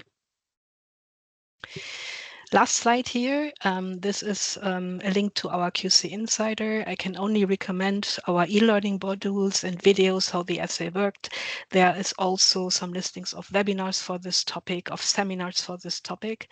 There is a library associated where you see all the necessary things that you may need to implement this method. So that starts with the quality certificates, the guidance how to use the assay, quick guides, posters, tech tips, white papers. So this is really a rich database, and certainly you can always contact us to receive support for installation of readers, maintenance, software, any questions you have around RC, and also around automation. That was it from my end, and I'm happy to take your questions later. For that, providing of the field and of the products that are offered by Lonza. So again, there are a few questions in the chat box, but we'll take them together after the next talk. So next we have Mr. Alan Hoffmeister from Charles River. So Alan is the Senior Global Scientific Portfolio Specialist for Charles River Microbial Solutions Division, specializing in the bacterial endotoxin test. Alan's experience with bacterial endotoxin test dates back to 1988, since when he has been actively involved in all aspects of the assay. Alan has directed workshops and training courses and lectured internationally on a variety of VET topics, including LAL methodologies, product validation, interference matrices, data integrity, and VET regulatory affairs. He has also contributed to the development of VET protocols, technical guides, and fact sheets internally as well as for clients and industrial organizations. And we look forward to hearing him talk about the that are being offered by Charles River and the general overview of the field. Thanks, Alvin. Thank you very much. I hope you can both hear me and see my screen. Yeah, we can see. Good, right. Thank you. And thank you for giving me this opportunity to talk. It's interesting, actually, because I am currently in Hyderabad in India, having just taken part in a BET seminar here today, and did one in Ahmedabad earlier in the week. So it's lovely to be back in India. I want to start off with this by just giving you an insight into the difference between recombinant factor C and what Charles River are working with, which is a recombinant cascade reagent. So you can see here on this slide what the cascade that is found in the natural blood of the horseshoe crab, where we have factor C, which becomes activated when bound to the lipopolysaccharide portion of endotoxin. It has to be bound in dimers or multimers to become active. and then it can activate factor B. But it's become apparent in studies that have been run recently that actually factor B also has to bind to the lipopolysaccharide for factor C to activate it. So factor B is actually an important endotoxin recognition portion of the crab's immune system cascade, which protects it against gram-negative bacteria. Then we get the pro-clotting enzyme, and the pro-clotting enzyme is responsible for all of the amplification that gives us this parts per trillion sensitivity we get with the natural product. And that's equivalent to a single grain of sugar in an Olympic-sized swimming pool. So hugely sensitive. On the right-hand side, you can see what we have with factor C on its own, recombinant factor C on its own. So we have that one portion, but not the whole. And that is why fluorescence is needed, and fluorescence is needed to give you the amplification that you wouldn't get with just factor C on its own. So how does recombinant cascade reagent differ then? Well, as you can see here, the recombinant cascade reagent contains not only recombinant factor C, but also a recombinant factor B and a recombinant pro-clotting enzyme. So we get those two very important recognition systems for the endotoxin, plus naturally we get that amplification from the recombinant pro-clotting enzyme. And this allows us to not have to use fluorescence, but we can actually use a chromogenic substrate, which allows for an absorbance read using the same instruments and software that are currently used for traditional LAL kinetic assays. Importantly, again, as with recombinant factor C, you can see that there is no recombinant factor G in here. So there isn't a recombinant factor G to worry about for glucans. So the product that we have is known as Trillium. Trillium is available in two formats. It's available as a vial, and all of them are 100% animal free. So a vial or as a cartridge. And those cartridges, again, 100% animal free, and they mimic the LAL cartridges that we've had for over 20 years now, which have allowed customers to actually reduce the amount of LAL they want they utilize by 95% compared to gel cloth. So you now have options to decide whether you want to use an LAL product which also protects the horseshoe crabs and uses 95% less, or you want to take that extra 5% and go for a full 100% reduction with a reagent that will allow you to seamlessly transfer across using the same instruments, the same software, the same SOPs, the same training principles as you currently use with kinetic LAL methodologies. As you can see here, you now have those options to run both LAL and recombinant cascade reagents using exactly the same instrumentation. And if you go for cartridge technology, then there are three systems which are utilized here. We have the portable test system, which can be used both in the lab, but also at line, can be used out on the production floor. So if you've got products that are sent up from the production floor where production stop and wait for the results to come in, you can actually transfer that testing directly down to the production floor to speed things up. Results in 15 minutes in those instances to get a really good efficiency. Then we have the 5-bayed multi-cartridge test system, which is for centralized labs. And if you want large throughput, then we can test 120 samples in a single run on our Nexus fully automated system, which will do all your dilutions for you as well, and can dilute up to a dilution factor of 1 in 32,768 if needed. The types of products that we've tested with Trillium, as you can see here, are very varied. It's occasionally been suggested that recombinant reagents will reduce the amount of interference you'll see. Well, actually, that's not the fact that we're seeing when we test these products both and compare against natural LAL. We tend to see very similar interference patterns. And you can see from the results we have here of 107 samples that were tested, and these were product samples, not water samples. And you can see the list, as I said earlier, the different types of samples that were included. We found that you know, in 99% of cases, the same dilution factor was required to test on LAL and the recombinant cascade reagent. In 2, we were actually able to test at a lower dilution with the recombinant, and 1 we needed slightly more dilution. So very similar interference patterns that have been seen with both recombinant products and LAL. From a validation standpoint, the recommendations from Charles River is that you start with a risk assessment. That should always be your first point of call, a risk assessment to see which direction you need to go in, which approach will be best suited for the type of samples that you are wishing to test with the recombinant reagent. After completing your risk assessment, then a product-specific interference screen would be required.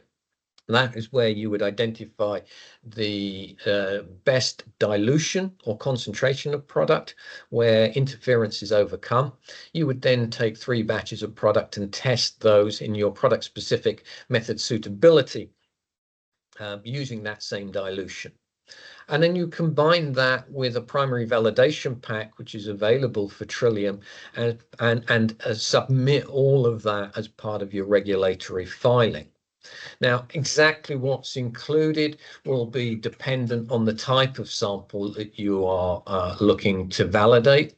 So if it's water, whether that's water for injection or purified water, that's always going to be your easiest starting point. And their range, linearity, limited detection, and specificity are going to be what is required. That can also be the approach used for some other types of products, intermediates, in-process samples, and the like. But you may find that for products where dossiers are submitted to regulatory authorities, that more might be required. And you may even be requested to run a repeatability and intermediate precision. Worst case, you may also be asked to add on to that a robustness test. But in most cases, and for the vast majority of samples tested, it's a fairly simple routine to be able to test, where you would look at range, limit of detection, linearity, and specificity. And as I've said before, we highly recommend that a risk assessment is carried out to determine whether this approach is suitable for the product matrix that you are looking to validate. At its very simplest form, if that is all you need to do, your range and linearity, as you can see here, if it was run on a plate reader, are taken care of by your standard curve. Your limit of detection is also at lambda, so the lowest point of your standard curve. And then your specificity would require you to run 3 batches of your sample spiked with 3 different concentrations of either reference standard endotoxin or control standard endotoxin. If you're working with the cartridge system, again, Your range is given to you on your certificate of analysis because, of course, cartridges use an archive standard curve, so you don't actually have to prepare the standard curve in-house. That's done for you, and that standard curve will have been challenged and tested for precision and accuracy before the lot of cartridges would have been released. So you'll have that details on the certificate of analysis, plus you'll have the linearity quoted, as well as the limit of detection. Then 9 cartridges would be what you would need to fulfill your specificity. Again, 3 batches of product taken and tested at 3 different concentrations of either of reference standard endotoxin in this instance. Just to again recap, we've heard it all before anyway, but just to give a quick recap on the regulatory status of recombinants, as well as LAL. The only testing methodology which is globally harmonized at the moment is LAL. Hopefully we will get to that position with recombinant products at some point in the future, but that is a little way off. So from a global perspective, if you're supplying to countries around the globe, LAL is still your easiest and most straightforward route. But if you want to go to an animal-free alternative, and I could understand very much why that might be a driver for you, then you can see that the picture is a little bit more cloudy. And to the point as well, where even though European Pharmacopoeia and soon to be US Pharmacopoeia will have compendial chapters, it doesn't necessarily mean that it's compendial for all product types. So product-specific monographs are mandatory, and what is referenced in a product-specific monograph is what you should follow. Deviation from that will and can be considered an alternative and therefore needs some level of alternative method validation. So with recombinant cascade reagent, we're seeing greater acceptance of that. USP are accepting it in the chapter 86, which will be published in November. And we're also seeing that other pharmacopoeias are intending to follow suit in the not too distant future. I will point out that in fact there are now more recombinant cascade reagents on the market than there are recombinant factor C manufacturers available. So there are 3 manufacturers of recombinant cascade reagents now compared to recombinant factor C, where there are only 2. And we're seeing that's a pattern going forward into the future, I think. So just to conclude, with the Endosafe Trillium recombinant cascade reagent, it's 100% animal-free, no animal product used in it at all. It allows you to use exactly the same equipment that you are using today if you're running kinetic turbidimetric or kinetic chromogenic assays. If you're working with cartridges, exactly the same readers there too. The same software. So it means that from a sustainability standpoint, you don't have to bring in additional readers that require additional qualifications and so on and so forth. Same SOPs. The same protocols can be followed, just with the change of the reagent type in the vast majority of cases. Same accessories, same training and qualification programs. So an extremely easy transfer from what you're currently doing now to a full animal-free alternative method. So thank you for your attention. And these are my contact details. If you want to contact us at any point in time, then we would be happy to hear from you.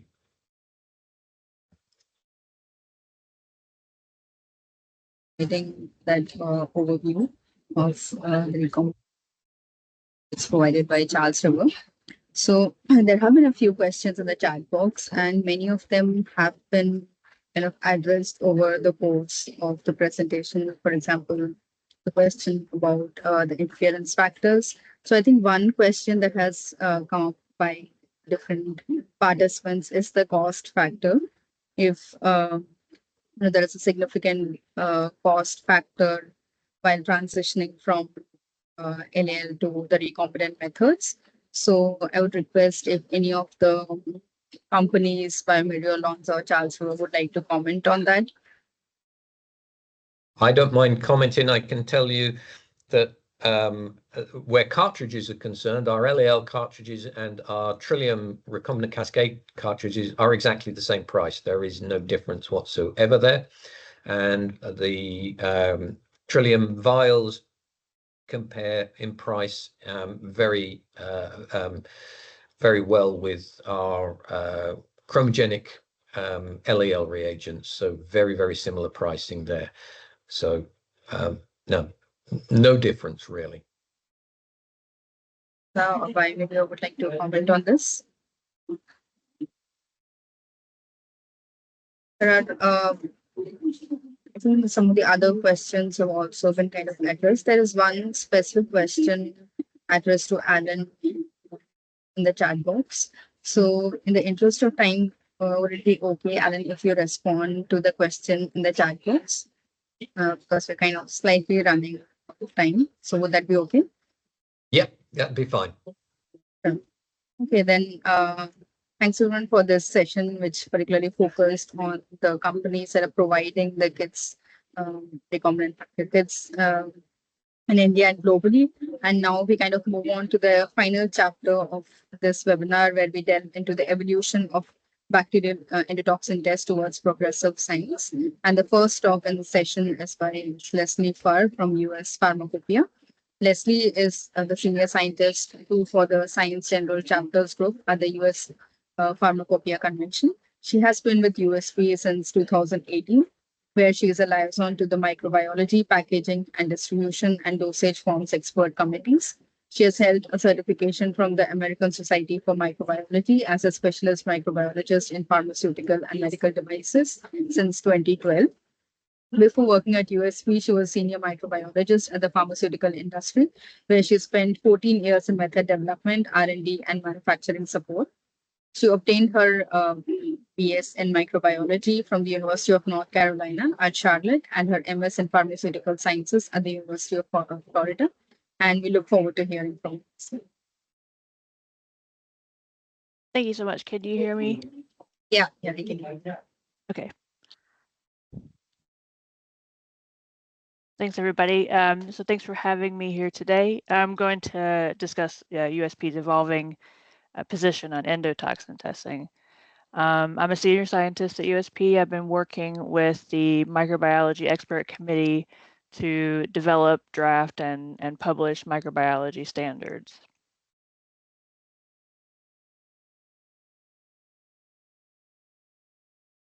So I want to take a moment to give a short background on USP.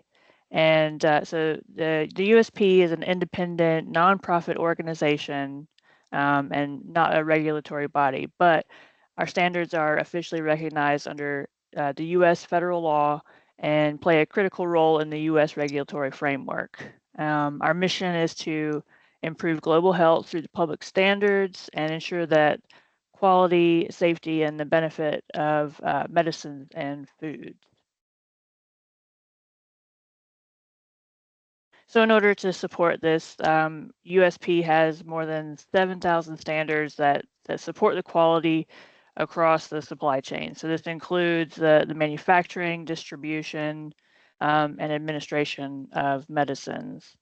And USP has played a long-standing role in determining whether drugs, including biologics, are deemed as adulterated or misbranded. The enforcement of the USP standards is the responsibility of the FDA, and it states that, and the states that have adopted or adapted USP standards. So part of USP's mission includes the important area of endotoxins and pyrogens testing. And today I want to focus on some of the recent achievements in this area. So as a background, as we start back at the rabbit pyrogen test. It goes back to the early 20th century and was one of the first tests that was developed to detect pyrogens. Of course, it involved injecting the test substance into a rabbit and observing the body temperature for a fever response.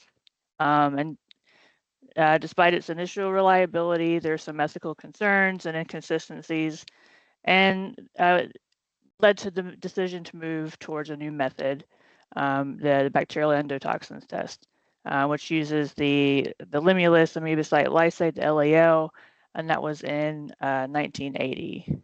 After the LAL test was implemented, it was USP's goal to replace the rabbit pyrogen test with the bacterial endotoxin test where it could, provided that the BET could be validated for the specific monographs.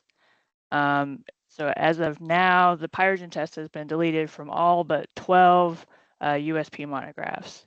And so now we're moving forward to the adoption of recombinant reagents as an alternative to LAL. So here you can see just an overview of the pyrogen tests and the US Pharmacopoeia, the chapter numbers that they're associated with, and the different capabilities that they have. The future, we're looking towards replacing the rabbit pyrogen test, and the expert committees in current discussion on new chapters to achieve that.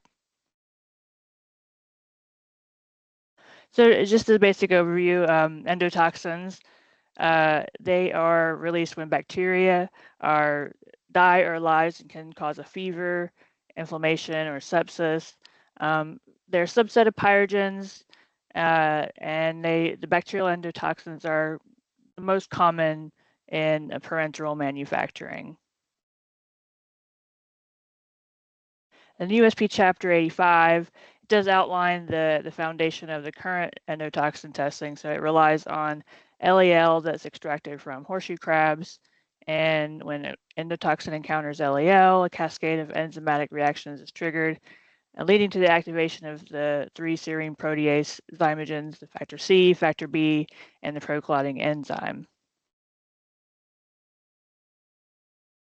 And the next generation reagents, the RFC, the recombinant factor C, and the recombinant cascade reagent, RCR, have revolutionized this field. And these synthetic alternatives to LAL, they do offer a more consistent and reliable result, and they reduce the variability, and also help with the ethical concerns that are associated with using the horseshoe crabs.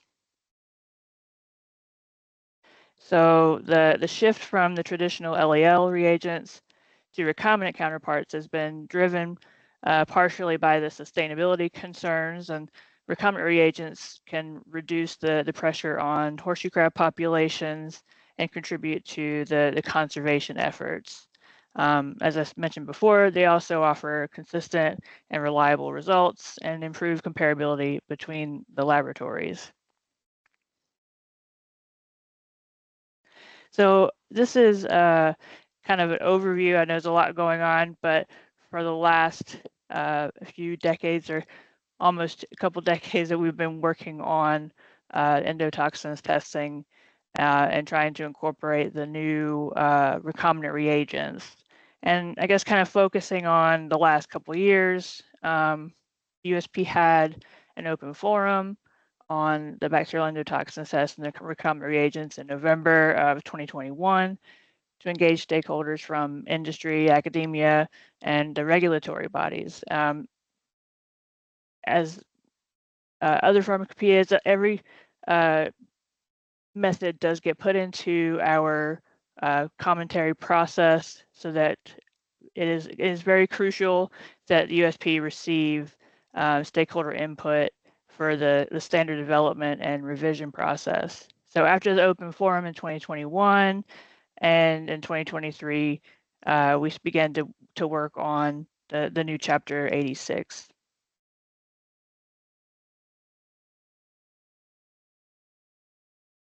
So just kind of a background overview timeline of some of the key things that we've done.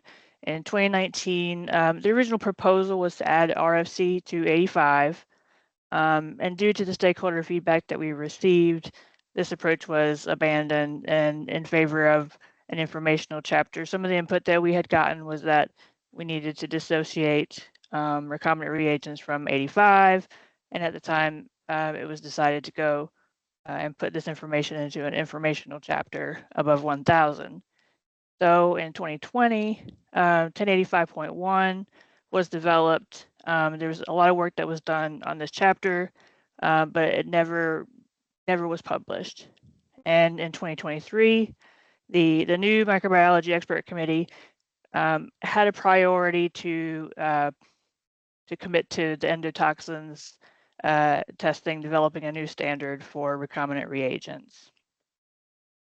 And so in 2023, as stated, the microbiology expert committee proposed chapter 86. It was put into the Pharmacopoeia Forum 49.6, and it included both RFC and RCR.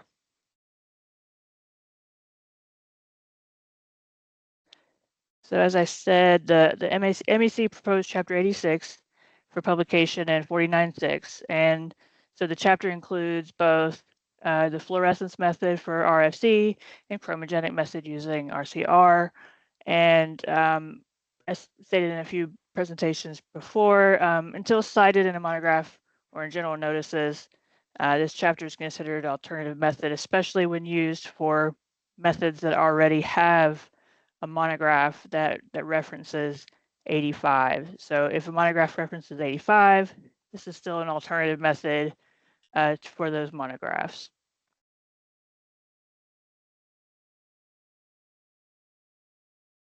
And so, as I said, there's still an alternative method until cited in a monograph.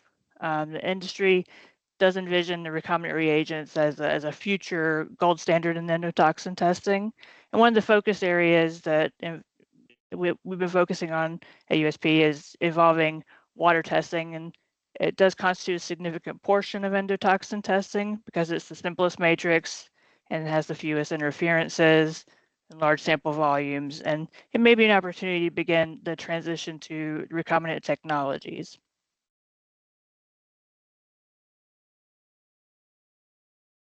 So as a basic summary of what the chapter includes, so there's like 3 key requirements for this chapter, which is the validation piece, the verification, and equivalency when used as an alternative to the compendial method.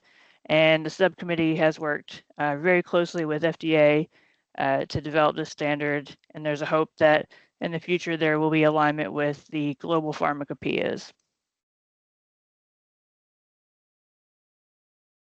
So some of the overview of the timelines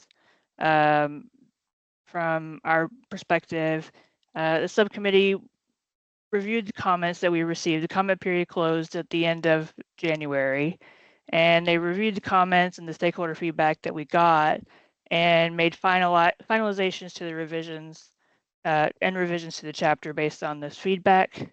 And the expert committee approved the chapter via ballot in July, just recently of this year.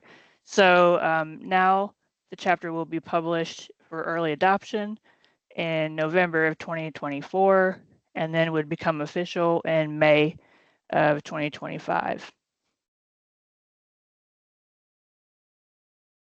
So here you can just see a visual of the timeline from our pre-posting that we did in September of last year, all the way to the ballot and beyond. So what the next steps that are coming up as far as the publishing and becoming official at the end of this year and into next year. I just wanted to touch on some of the comments that we did receive and on the chapter, and it focused on the need for some clarification and harmonization of the standards and encourage the adoption of recombinant reagents and the concerns that were regarding implementation. There are many calls for USP to expedite the adoption process and ensure global consistency. And that's all I have. So thanks for your time and attention, and feel free to reach out to our microbiology mailbox for any USP microbiology related questions. And we look forward to hearing from you. Thank you. Yes, for the talk and providing an overview of the US pharmacopoeia and what entails there. So there is one question which kind of touches upon the general theme. So either we would take it now or after Jay's talk. So which is basically on the theme that the issue of harmonization, where it has been where the participant has commented that it has been 20 plus years since the first RFC product approval, and what could be the possible reason for the impediments in harmonization, and what do the speakers think that needs to happen.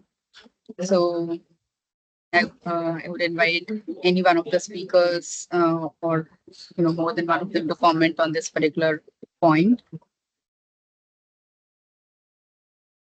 I don't mind if nobody else wants to answer it. I mean, it's not been 20 years since the first product was approved with RFC. That happened in 2018 with Eli Lilly's product, Emgality. So it's not been that long. But on the harmonization, hopefully that's going to happen. I mean, Leslie just said, I think it's important. It's important for the industry that we have a harmonized bacterial endotoxins test. Since the turn of this century, the bacterial endotoxins test with LAL has been harmonized, and that made a big change to the way the industry progressed from the previous situation where, again, we didn't have harmonization within the bacterial endotoxins test. So I think it's an imperative that harmonization happens at some time, and the sooner the better. And I think with Chapter 86 coming out, and from the discussions that I've been having with other pharmacopoeias, it looks like there are several that were waiting for Chapter 86 to drop, to be published officially, before they then take the step as to what they include in theirs. So I think we're going to see, almost by default, a harmonization with perhaps Korea, here in India as well, adopting a very, very similar text to what appears in 86. I don't want to say copying 86, but I think that's probably what is going to happen. China and Japan. China's a bit of an outlier because at the moment their information text only mentions recombinant factor C. Japan references both, so maybe we will see something similar coming out of Japan to Chapter 86. China, we'll have to see, as I say. And then it's European pharmacopoeia. I know that it has been mentioned, recombinant cascade reagents at some point in the future. And I know Zingo said that they feel more data is required. For me, that seems a bit strange because it contains recombinant factor C. I know it's not fluorescent, but it contains recombinant factor C. And if there's enough data to support recombinant factor C on its own, when you put the others there, so you've got basically as good a product, potentially, because as I said earlier, we now know that factor B binds to endotoxin as well, and it's an important recognition part of that cascade. And it looks like we certainly should have at least as good a product. So hopefully European Pharmacopoeia will adopt as well. So I think we probably end up with harmonization by default, if nothing else. But hopefully, yeah, they'll all come together and they'll all decide, yeah, let's move forward as well. Does anyone else want to comment on this? Just a quick comment from my end. This is Katrin speaking. I think what is also important is the reference of the monographs to whatever comes out as a harmonized chapter, and this is I think another achievement that we need to well, we need to keep to the regulators, but I think it's important. And also we have a lot of studies and a lot of comparability studies on RC, and yeah, I can agree to Alan. It looks like RCR is very similar, but also having this study here that will take away every argument for harmonization. Thanks for those comments, and probably we can discuss more these points. So with this, the final talk for session, which is Dave Golden, who is the final keynote speaker. He is currently the Senior Director in LEDB and Company Global Quality Labs. He is a recognized bacterial endotoxin subject matter expert and leads a team with global quality control oversight for developing, validating, transferring, and troubleshooting endotoxin microbiology, qPCR, and ELISA methodologies. Jay holds a BS in biology and environmental studies certificate from Indiana University. He has over 24 years of industry experience in development, process, and lab microbiology and microbiology lab leadership. He has also authored a book chapter and multiple peer-reviewed articles on the topic of RFC low endotoxin recovery, and is a member of the United States Pharmacopoeia Microbiology Expert Committee. And we're pleased to have him as our final keynote speaker for the webinar today. And looking to hear from you. Good morning, and good morning from North America anyways. And thank you to HSI India and USP India for hosting the webinar. Can you see me okay and see the presentation? Yeah, they can see. Okay, great. Okay, I'm gonna talk through kind of our journey implementing recombinant factor C. We've been on this journey for a while, but happy to share. Okay, yep, as it was just mentioned, I am a member of the USP Microbiology Expert Committee. To be clear, for this presentation, the views expressed are mine and mine alone, not USP and not of the USP Micro Expert Committee. Although I certainly enjoy working with my good colleague, Leslie Furr, who just presented. So I won't go into this in great detail. I saw that this was covered a lot in some of the other presentations, other than to say, at Eli Lilly, I'm sure we used the rabbit pyrogen test dating back to the 1940s, and probably stopped using that in the early 1980s. Of course, we implemented the early endotoxin test, the gel clot test in the early 1980s. We probably did our last routine gel clot test in 2006, because in the mid 1990s, we had started implementing the kinetic assays, the kinetic chromogenic, kinetic turbidimetric LAL tests.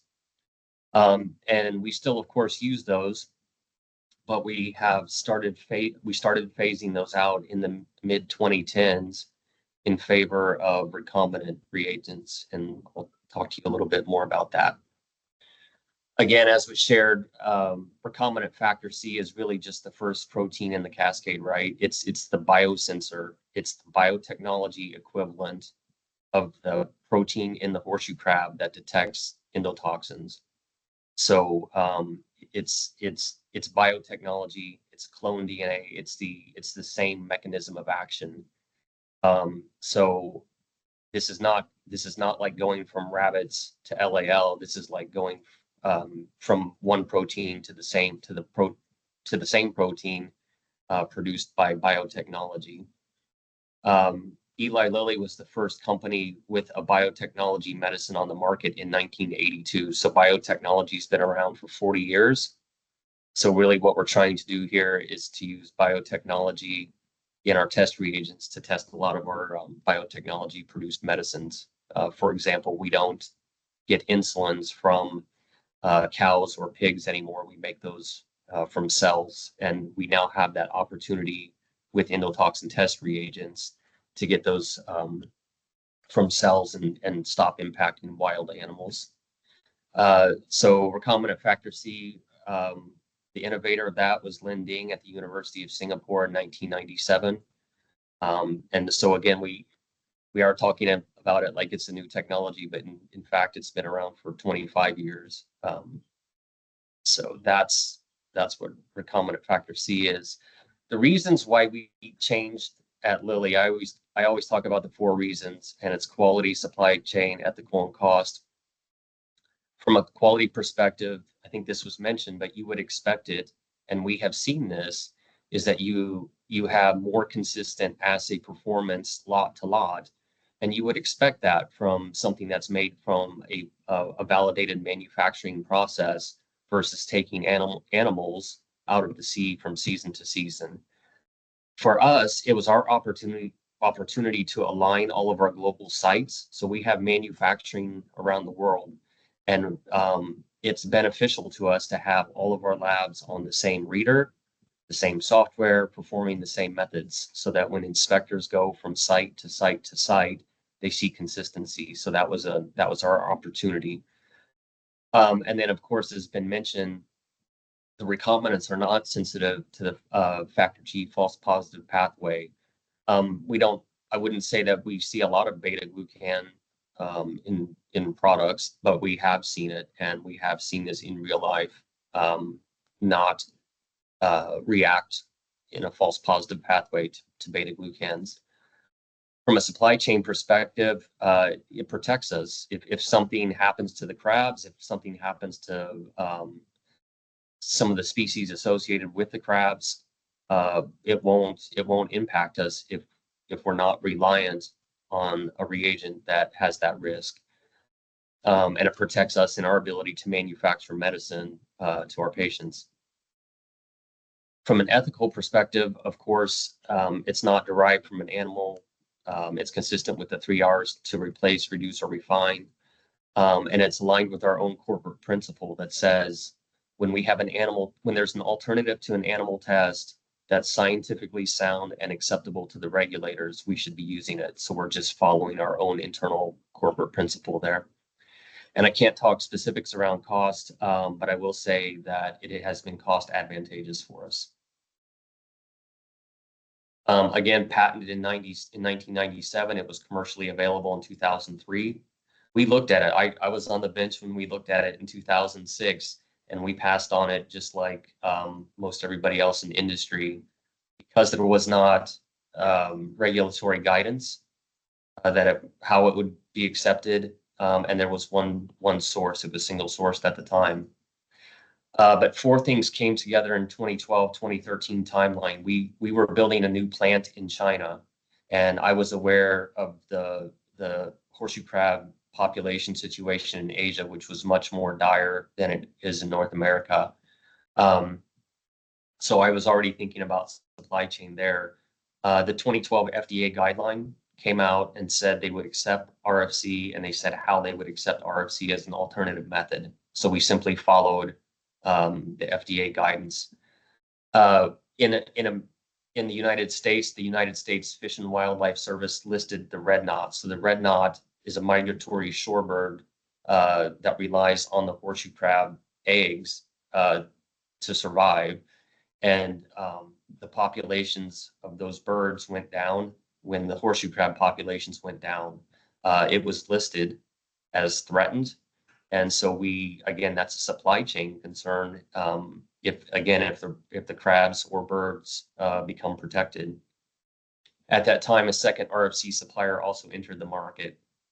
So we started generating data. It looked good to us. And so we drew a line in the sand in 2016, and we said all new products that we would bring to market, we're going to put RFC on. And we're going to start converting the things that we could more easily, like water testing or raw materials or components or in-process testing. As Alan mentioned, we submitted our first marketing authorization in the United States in 2017, and the FDA approved first in industry medicine in 2018. In 2020, we got our second product approval. Then, of course, global pandemic hit. We made 3 of the COVID-19 antibodies. All 3 of those had RFC on them that were manufactured in-house. That same year, the tri-spine horseshoe crab was declared endangered in China. And also the farm year, it was a big year that the farm year 2632 recombinant endotoxin test chapter came out. So what does the future look like? As was just mentioned, we're really excited to see USP 86 come to fruition. We're about 80% converted of our total global sample load. We have about 80% on recombinant reagents, recombinant factor C. The last 20% will be difficult because they're legacy molecules, and we're going to have to do a lot of regulatory work or find some innovation with the health authorities to figure out how to convert those more easily. And RCRs are coming, so we'll talk a little bit more about that. From a literature perspective, I was part of a peer group in 2020 that published, we evaluated 14 peer-reviewed studies that compared directly LAL to, at the time, RFC. It covered 213 different products across 7 different categories of pharmaceutical products. And it included over 1,000 samples that contained real-world endotoxin. The conclusion from that group, which also included Jack Levin, who was the father of the LAL test, and my good colleague Ingo Spreitzer, who presented earlier, was that LAL and RFC are comparable for endotoxin detection, and that RFC is superior to LAL for endotoxin specificity, meaning that it clearly was not reactive to beta-glucans. So take a look at that. The data's out there if there's still any lingering concerns. I won't go into this a great deal, of course. Alan did a good job with this. Recombinant cascade reagent is recombinant factor C, recombinant factor B, recombinant proclotting enzymes. So 3 recombinant proteins instead of just 1, meaning the big advantage, of course, is that you can stay on your absorbance equipment. There is data publicly available. It's not as extensive as RFC, but it is available. There are 4 commercially available, plus we know another one in development globally. We've looked at all of them, and our internal data, and I'll show some of that to you, is that LAL, RFC, and RCR are all broadly equivalent for accuracy and detection limits. Here it is. So 3 LAL suppliers, the 5 RCR suppliers, and the 3 RFC suppliers. It's a PPC spike in, we have a panel of kind of 9 different products that we've been consistently testing these against for comparison purposes. You see some variability from supplier to supplier in the same way that you would see the variability from supplier to supplier in LAL. So no different, but the reality is they all recover 50 to 200%. And really on average, if you take the overall averages, they're really all close to 100%. I would argue that on the math, the theoretical target, when you spike 10 microliters into 100 microliters in a 96 well plate format, the true target is about 90%. So I would argue that RFC is just a little bit more accurate than the RCRs, is a little bit more accurate than LAL. But to be clear, they're all equivalent. In another study, we were part of a ring trial to look at the new lot of USP reference standard endotoxin. Same thing, we looked at, this one included gel clot, turb, and chromogenic reagents. We looked at 3 different RFCs and 2 different RCRs. Same story, the target was 10,000 EUs per vial. The recombinants were just a little bit more accurate and a little bit more precise, but very comparable. We've been very open about this. We presented extensively. We published. We've been open about our struggles and our successes. So that's there for your reference. It's also been really interesting in the public domain. So we participated in a lot of interviews and media in a lot of different formats. So this is just to say that this has caught the attention of the public because it is an interesting intersection between pharmaceutical science, public health standards, and conservation. So you probably, maybe you've seen some of this or not, but it's been really interesting. From a regulatory perspective, the US or the FDA 2012 guideline says as an alternative method, you should just follow USP 1225 for alternative method validation. Lonza had already done that, and they published that, which Katrin had shown back in 2010, I think. So that data, the validation data, was public at the time. So really, all we did when we executed the FDA 2012 guideline was to follow 1225, and we referenced some of the primary supplier validation data. So really all we did was, it was streamlined validation. We looked at accuracy, precision, and then we looked at IE testing, interference enhancement testing, which would be the compendia expectation. Then, because we didn't know if it would be accepted globally, we continued to do that for 60 more products. So we had essentially full method validation on product specific until the European Pharmacopoeia chapter came out, and then we switched to method verification, which is what I would expect would occur now. You should, once I think that USP 86 goes live on November 1st, you've got a European chapter. You can rely on that supplier validation. You execute your product specific verification, and that basically puts the recombinants on a level playing field with LAL. With the caveat, of course, that a health authority could always ask you for more data. But the takeaway is here, make sure you understand, read your compendia, read your general notices, really understand the relationship between alternative method verification, method validation, method verification, monographs, etc. To be clear, sorry, we have 9 products approved at this point, both in the FDA, but also the first product has been approved in at least over 65 health authorities around the world. So it's globally accepted. We know of a medical device that has been approved. That's not our product, so we're not the only one with a recombinant product on the tested product on the market. And you can see on the right that the FDA in 2022 and 2023 have also been presenting, have been generating their own data, and they've come to the conclusion that they think that, well, it's not the FDA position, but the position of the FDA presenter was that the status quo for sourcing LAL is not a long-term secure option. Compendia status, that's been shared by other presenters, so I won't spend a lot of time on it, other than to say that that there is both a compendial method in Europe and a monograph.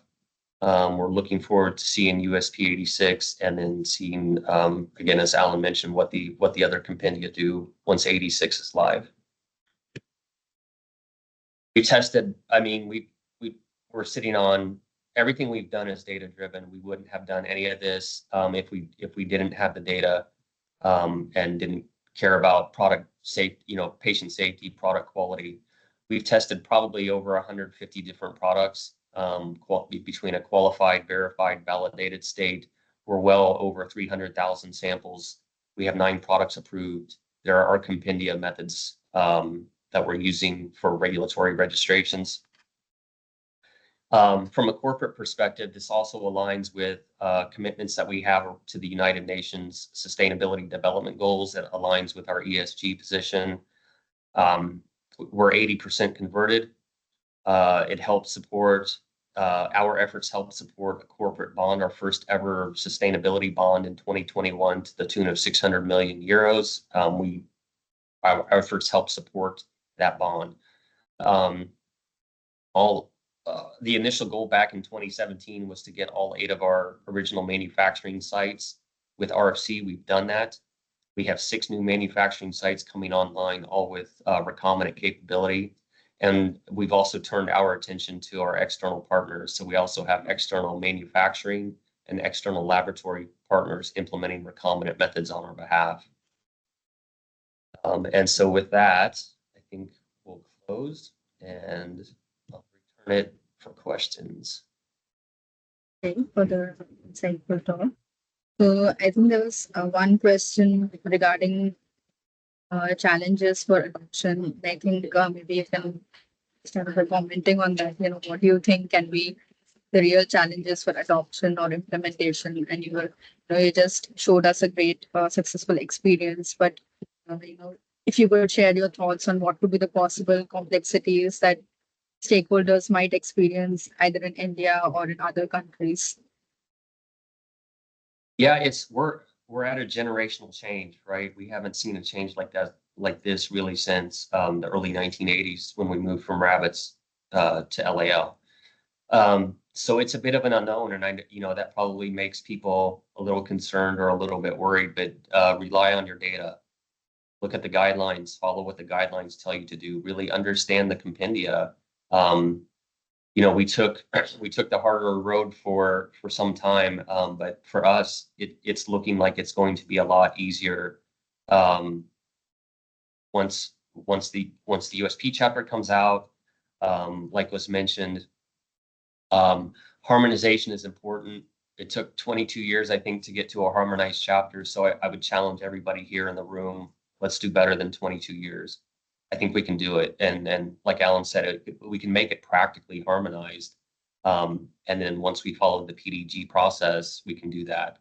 We'll have to get over, the discussion between RFCs and RCRs. But we need it, like from an end user perspective, it continues to make it really hard from a regulatory perspective. We started out registering endpoint fluorescence as a non-compendial test, and then we switched to 2632. And once 86 comes around, we'll say 2632 or 86. But ultimately, if this all gets harmonized back into 85 or 2614, I don't know what the future holds. But having a harmonized chapter definitely helps industry. I think we can do it. And it's going to be better for us. It's going to be better for crabs, for birds. So. Yeah. Would any one of the other speakers would like to comment on this, Leslie, to comment on this particular aspect of the challenges associated with implementation and what they force? I think Jay summed it up perfectly there. Yeah, follow Jay's example, follow what they've done. Here in India, if you want to talk about India specifically, because this is where I am at the moment, and so I'm seeing it because I'm getting the questions. There's a mindset to get across and to hurdle to get over, which is gel clot is gold standard, and people don't want to move away to something new. Change is frightening. Status quo is easier to maintain, but we've got to break that. It is needed. We do need to push forward. We need continuous improvement. And I think, yeah, if more of the industry takes a leaf out of Jay's book, the better. Follow the science, follow the data. Exactly. The science is there, the data is there to support it. So, yeah, use it. Yeah, definitely. Yeah, if I can add one point to that. So thanks, Alan, and thanks, Jay. I think you rightly said it's the change management which is required. And I think any new technology takes its own sweet time to adopt. Slowly, industry is progressing towards that. I think it's more about also building awareness on, that it is doable. And showing this data, like Jay said, it is all about science and data. So, and that's where I think having this webinar would have been a great help to the manufacturers or to participants, providing these kind of insights that, okay, there are, some real good live case studies which can be implemented. So, yeah, thank you. It's For all those about comments. it's all about the management requirements, man, actually. In India, we have a very good technical peoples, strong technical peoples, but that business perspective ways and always management thinking different manner. So Indians always cannot take any risk. They will ask the questions, means if you come back this method, the agency come back any queries, any decision making, how to address, if approval get delayed, XYZ. Like top 5 companies, they always take the challenges. Okay. But below companies, they unable to take the challenges. They will think about the business perspectives. I need approval from this product. I need to start the business. Simple. So that management need to be changed towards the microbiology perspectives. So technology wise, still we are KTA, not RFC and RCC also. Still we are not implementing KTA in Indian pharma. Indian. Still we are struggling. We have expertise, but unable to take up these activities for management side.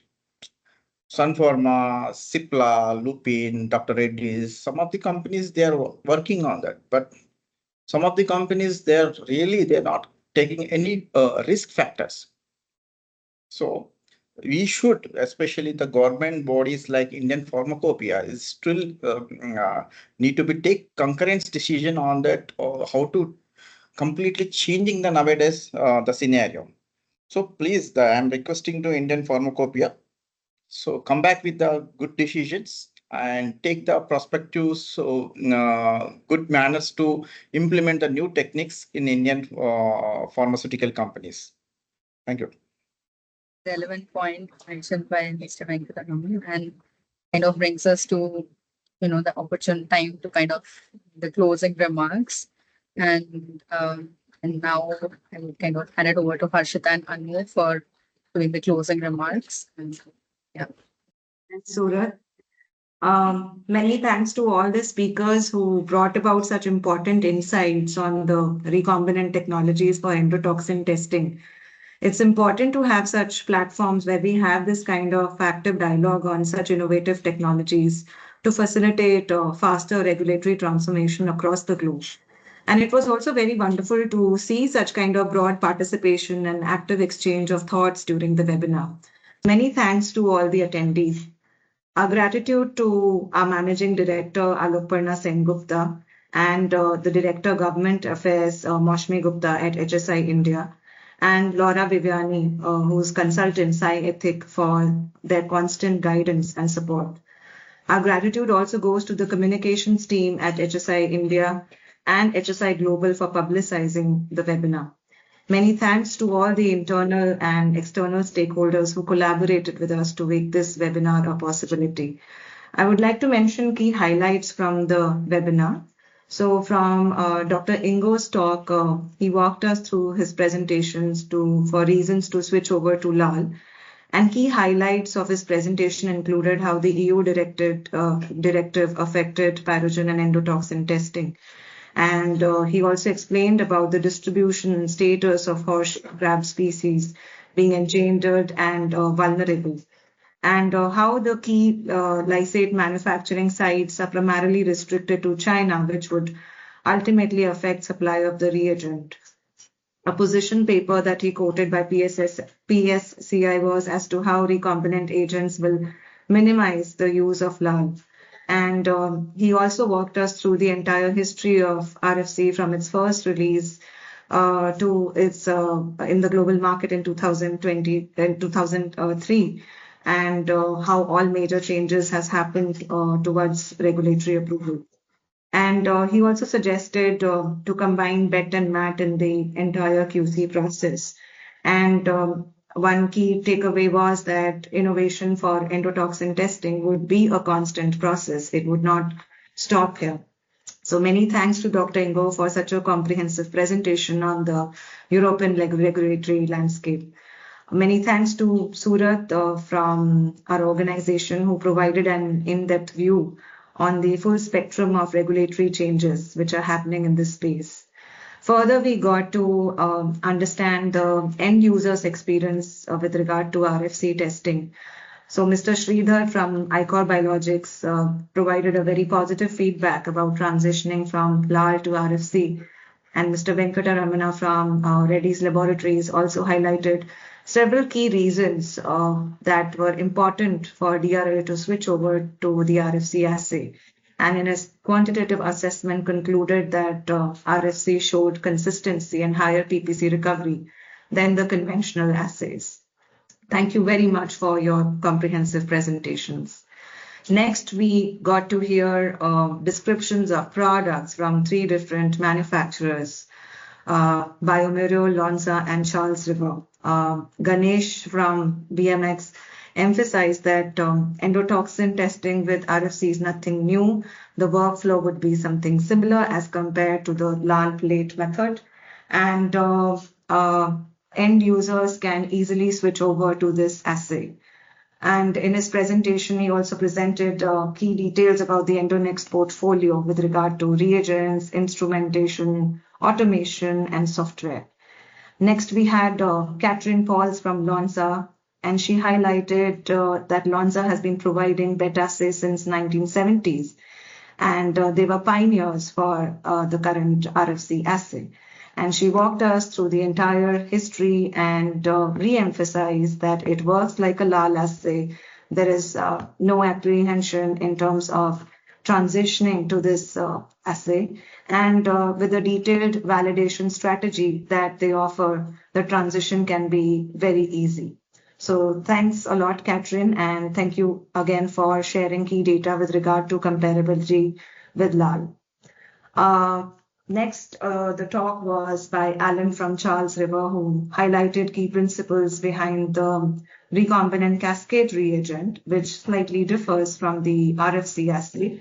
And he also explained the RCR has similar interference patterns to LAL for greater than 99% of the samples tested amongst 107 product samples, and described about the EndoSafe Trillium recombinant cascade reagent and the cartridge technology platforms. Thank you once again, Ganesh, Catherine, and Alan, for these detailed explanations about the entire range of products from bioMérieux, Lonza, and Charles River. So in the next session, we had Leslie and Jay talk about the evolution of bacterial endotoxin tests towards progressive science. Leslie did explain that while the position for RFC is continuously evolving, it is currently an alternative method, but in the future, the use of recombinant reagents is believed to be the future gold standard for endotoxin testing. And an opportunity that end users can consider would be to start with water, because that constitutes a significant proportion of endotoxin testing. Jay Bolden from Eli Lilly talked about having a very strong rationale to transition towards the RFC assay with regard to benefits like quality, ethical reasons, supply chain perspectives, and cost dimensions. And also gave us a full view towards the entire road of implementing this strategy. And Jay also highlighted, while extensive data is available for RFC and LAL equivalency, there is less data on RCR, but internal evaluations somewhere compare all the assays similar. So thank you very much for such detailed presentations. Just summarizing the entire gist of the webinar, recombinant assays offer numerous advantages over the conventional LAL assay, as we got to see from presentations by all manufacturers, keynote speakers, and end users. And using recombinant methods is better science in general, and non-animal methods offer more precise, more reproducible, and overall technically better tools. Strong evidence exists about superiority of recombinant reagents, specifically RFC over LAL. And RFC offers more specificity for bacterial endotoxins because it bypasses the factor G glucan false positive pathway. Operationally, transitioning to recombinant assays is easier, and manufacturers can facilitate the same and carve out a validation strategy for end users. End user validation has to be increased in India, and for the same, all manufacturers are readily accessible with the support teams, and they can be made, the products can be also made easily available. There is definitely an evolving global regulatory landscape towards greater acceptance of RFC and recombinant agents. And for bringing about faster regulatory changes in regions like India towards sustainable technologies for endotoxin testing, which was also part of the discussion just now, leveraging on past history of experience and expertise across regions like Europe and USA will be very useful. A phased approach can be followed for bringing about, including RFC assay, beginning with water being a feasible opportunity. And lastly, not to forget, advancing RFC technology will help to ensure the sustainability of the world's horseshoe crab species. So we look forward to collaborating with all of you to transition from LAL to recombinant technologies, and also look forward to your feedback. Kindly fill in this form to let us know your thoughts about the webinar. We are sending that across to you soon. And many thanks to USP India for collaborating with us. And I would now request Anu to provide her concluding remarks. Thank you. Thanks, Harshita. And I think you have nicely covered the whole summary of the webinar. So I will not go into the details, but I would just like to, express my deepest gratitude to our speakers and for their valuable insights, and to all of the participants for their active and engaging participation. So today we have explored how, we can make the sustainable choices, and explored how recombinant factor can lead us to a more sustainable and widely available options for endotoxin testing. So I think going forward, what is needed is we keep this dialogue continuing and keep building awareness about this important topic, so to help industry. So I think that's all from my side. But before I conclude, would like to mention one thing. I've already pasted that in the chat, that you all might be knowing that USP works on a 5-year cycle, and we are about to end our current cycle in next 10 months. So we will be transitioning to a new cycle from 2025 to 2030. And that's where we are looking for the expert volunteers with diverse personal experiences and professional backgrounds from around the world to help strengthen our science. So basically, we are looking for the volunteers who can share their knowledge, leadership, and they can help us in standard development process. I think Jay is here, who has already been part of one of the expert committees. Thank you, Jay, for all your support there. So we are looking for more contribution from India and across the globe. So I have shared the link with you. You can learn more about the process and also consider applying. With that, once again, many thanks for all of you for joining us today and for the engaging discussions. Thank you. Thank you. Thank you. Thank you. Bye. Thank you all. Bye-bye. Bye-bye. Have a good Bye. rest of the day. Yeah. Have a good day. Thank you. Take care. Bye.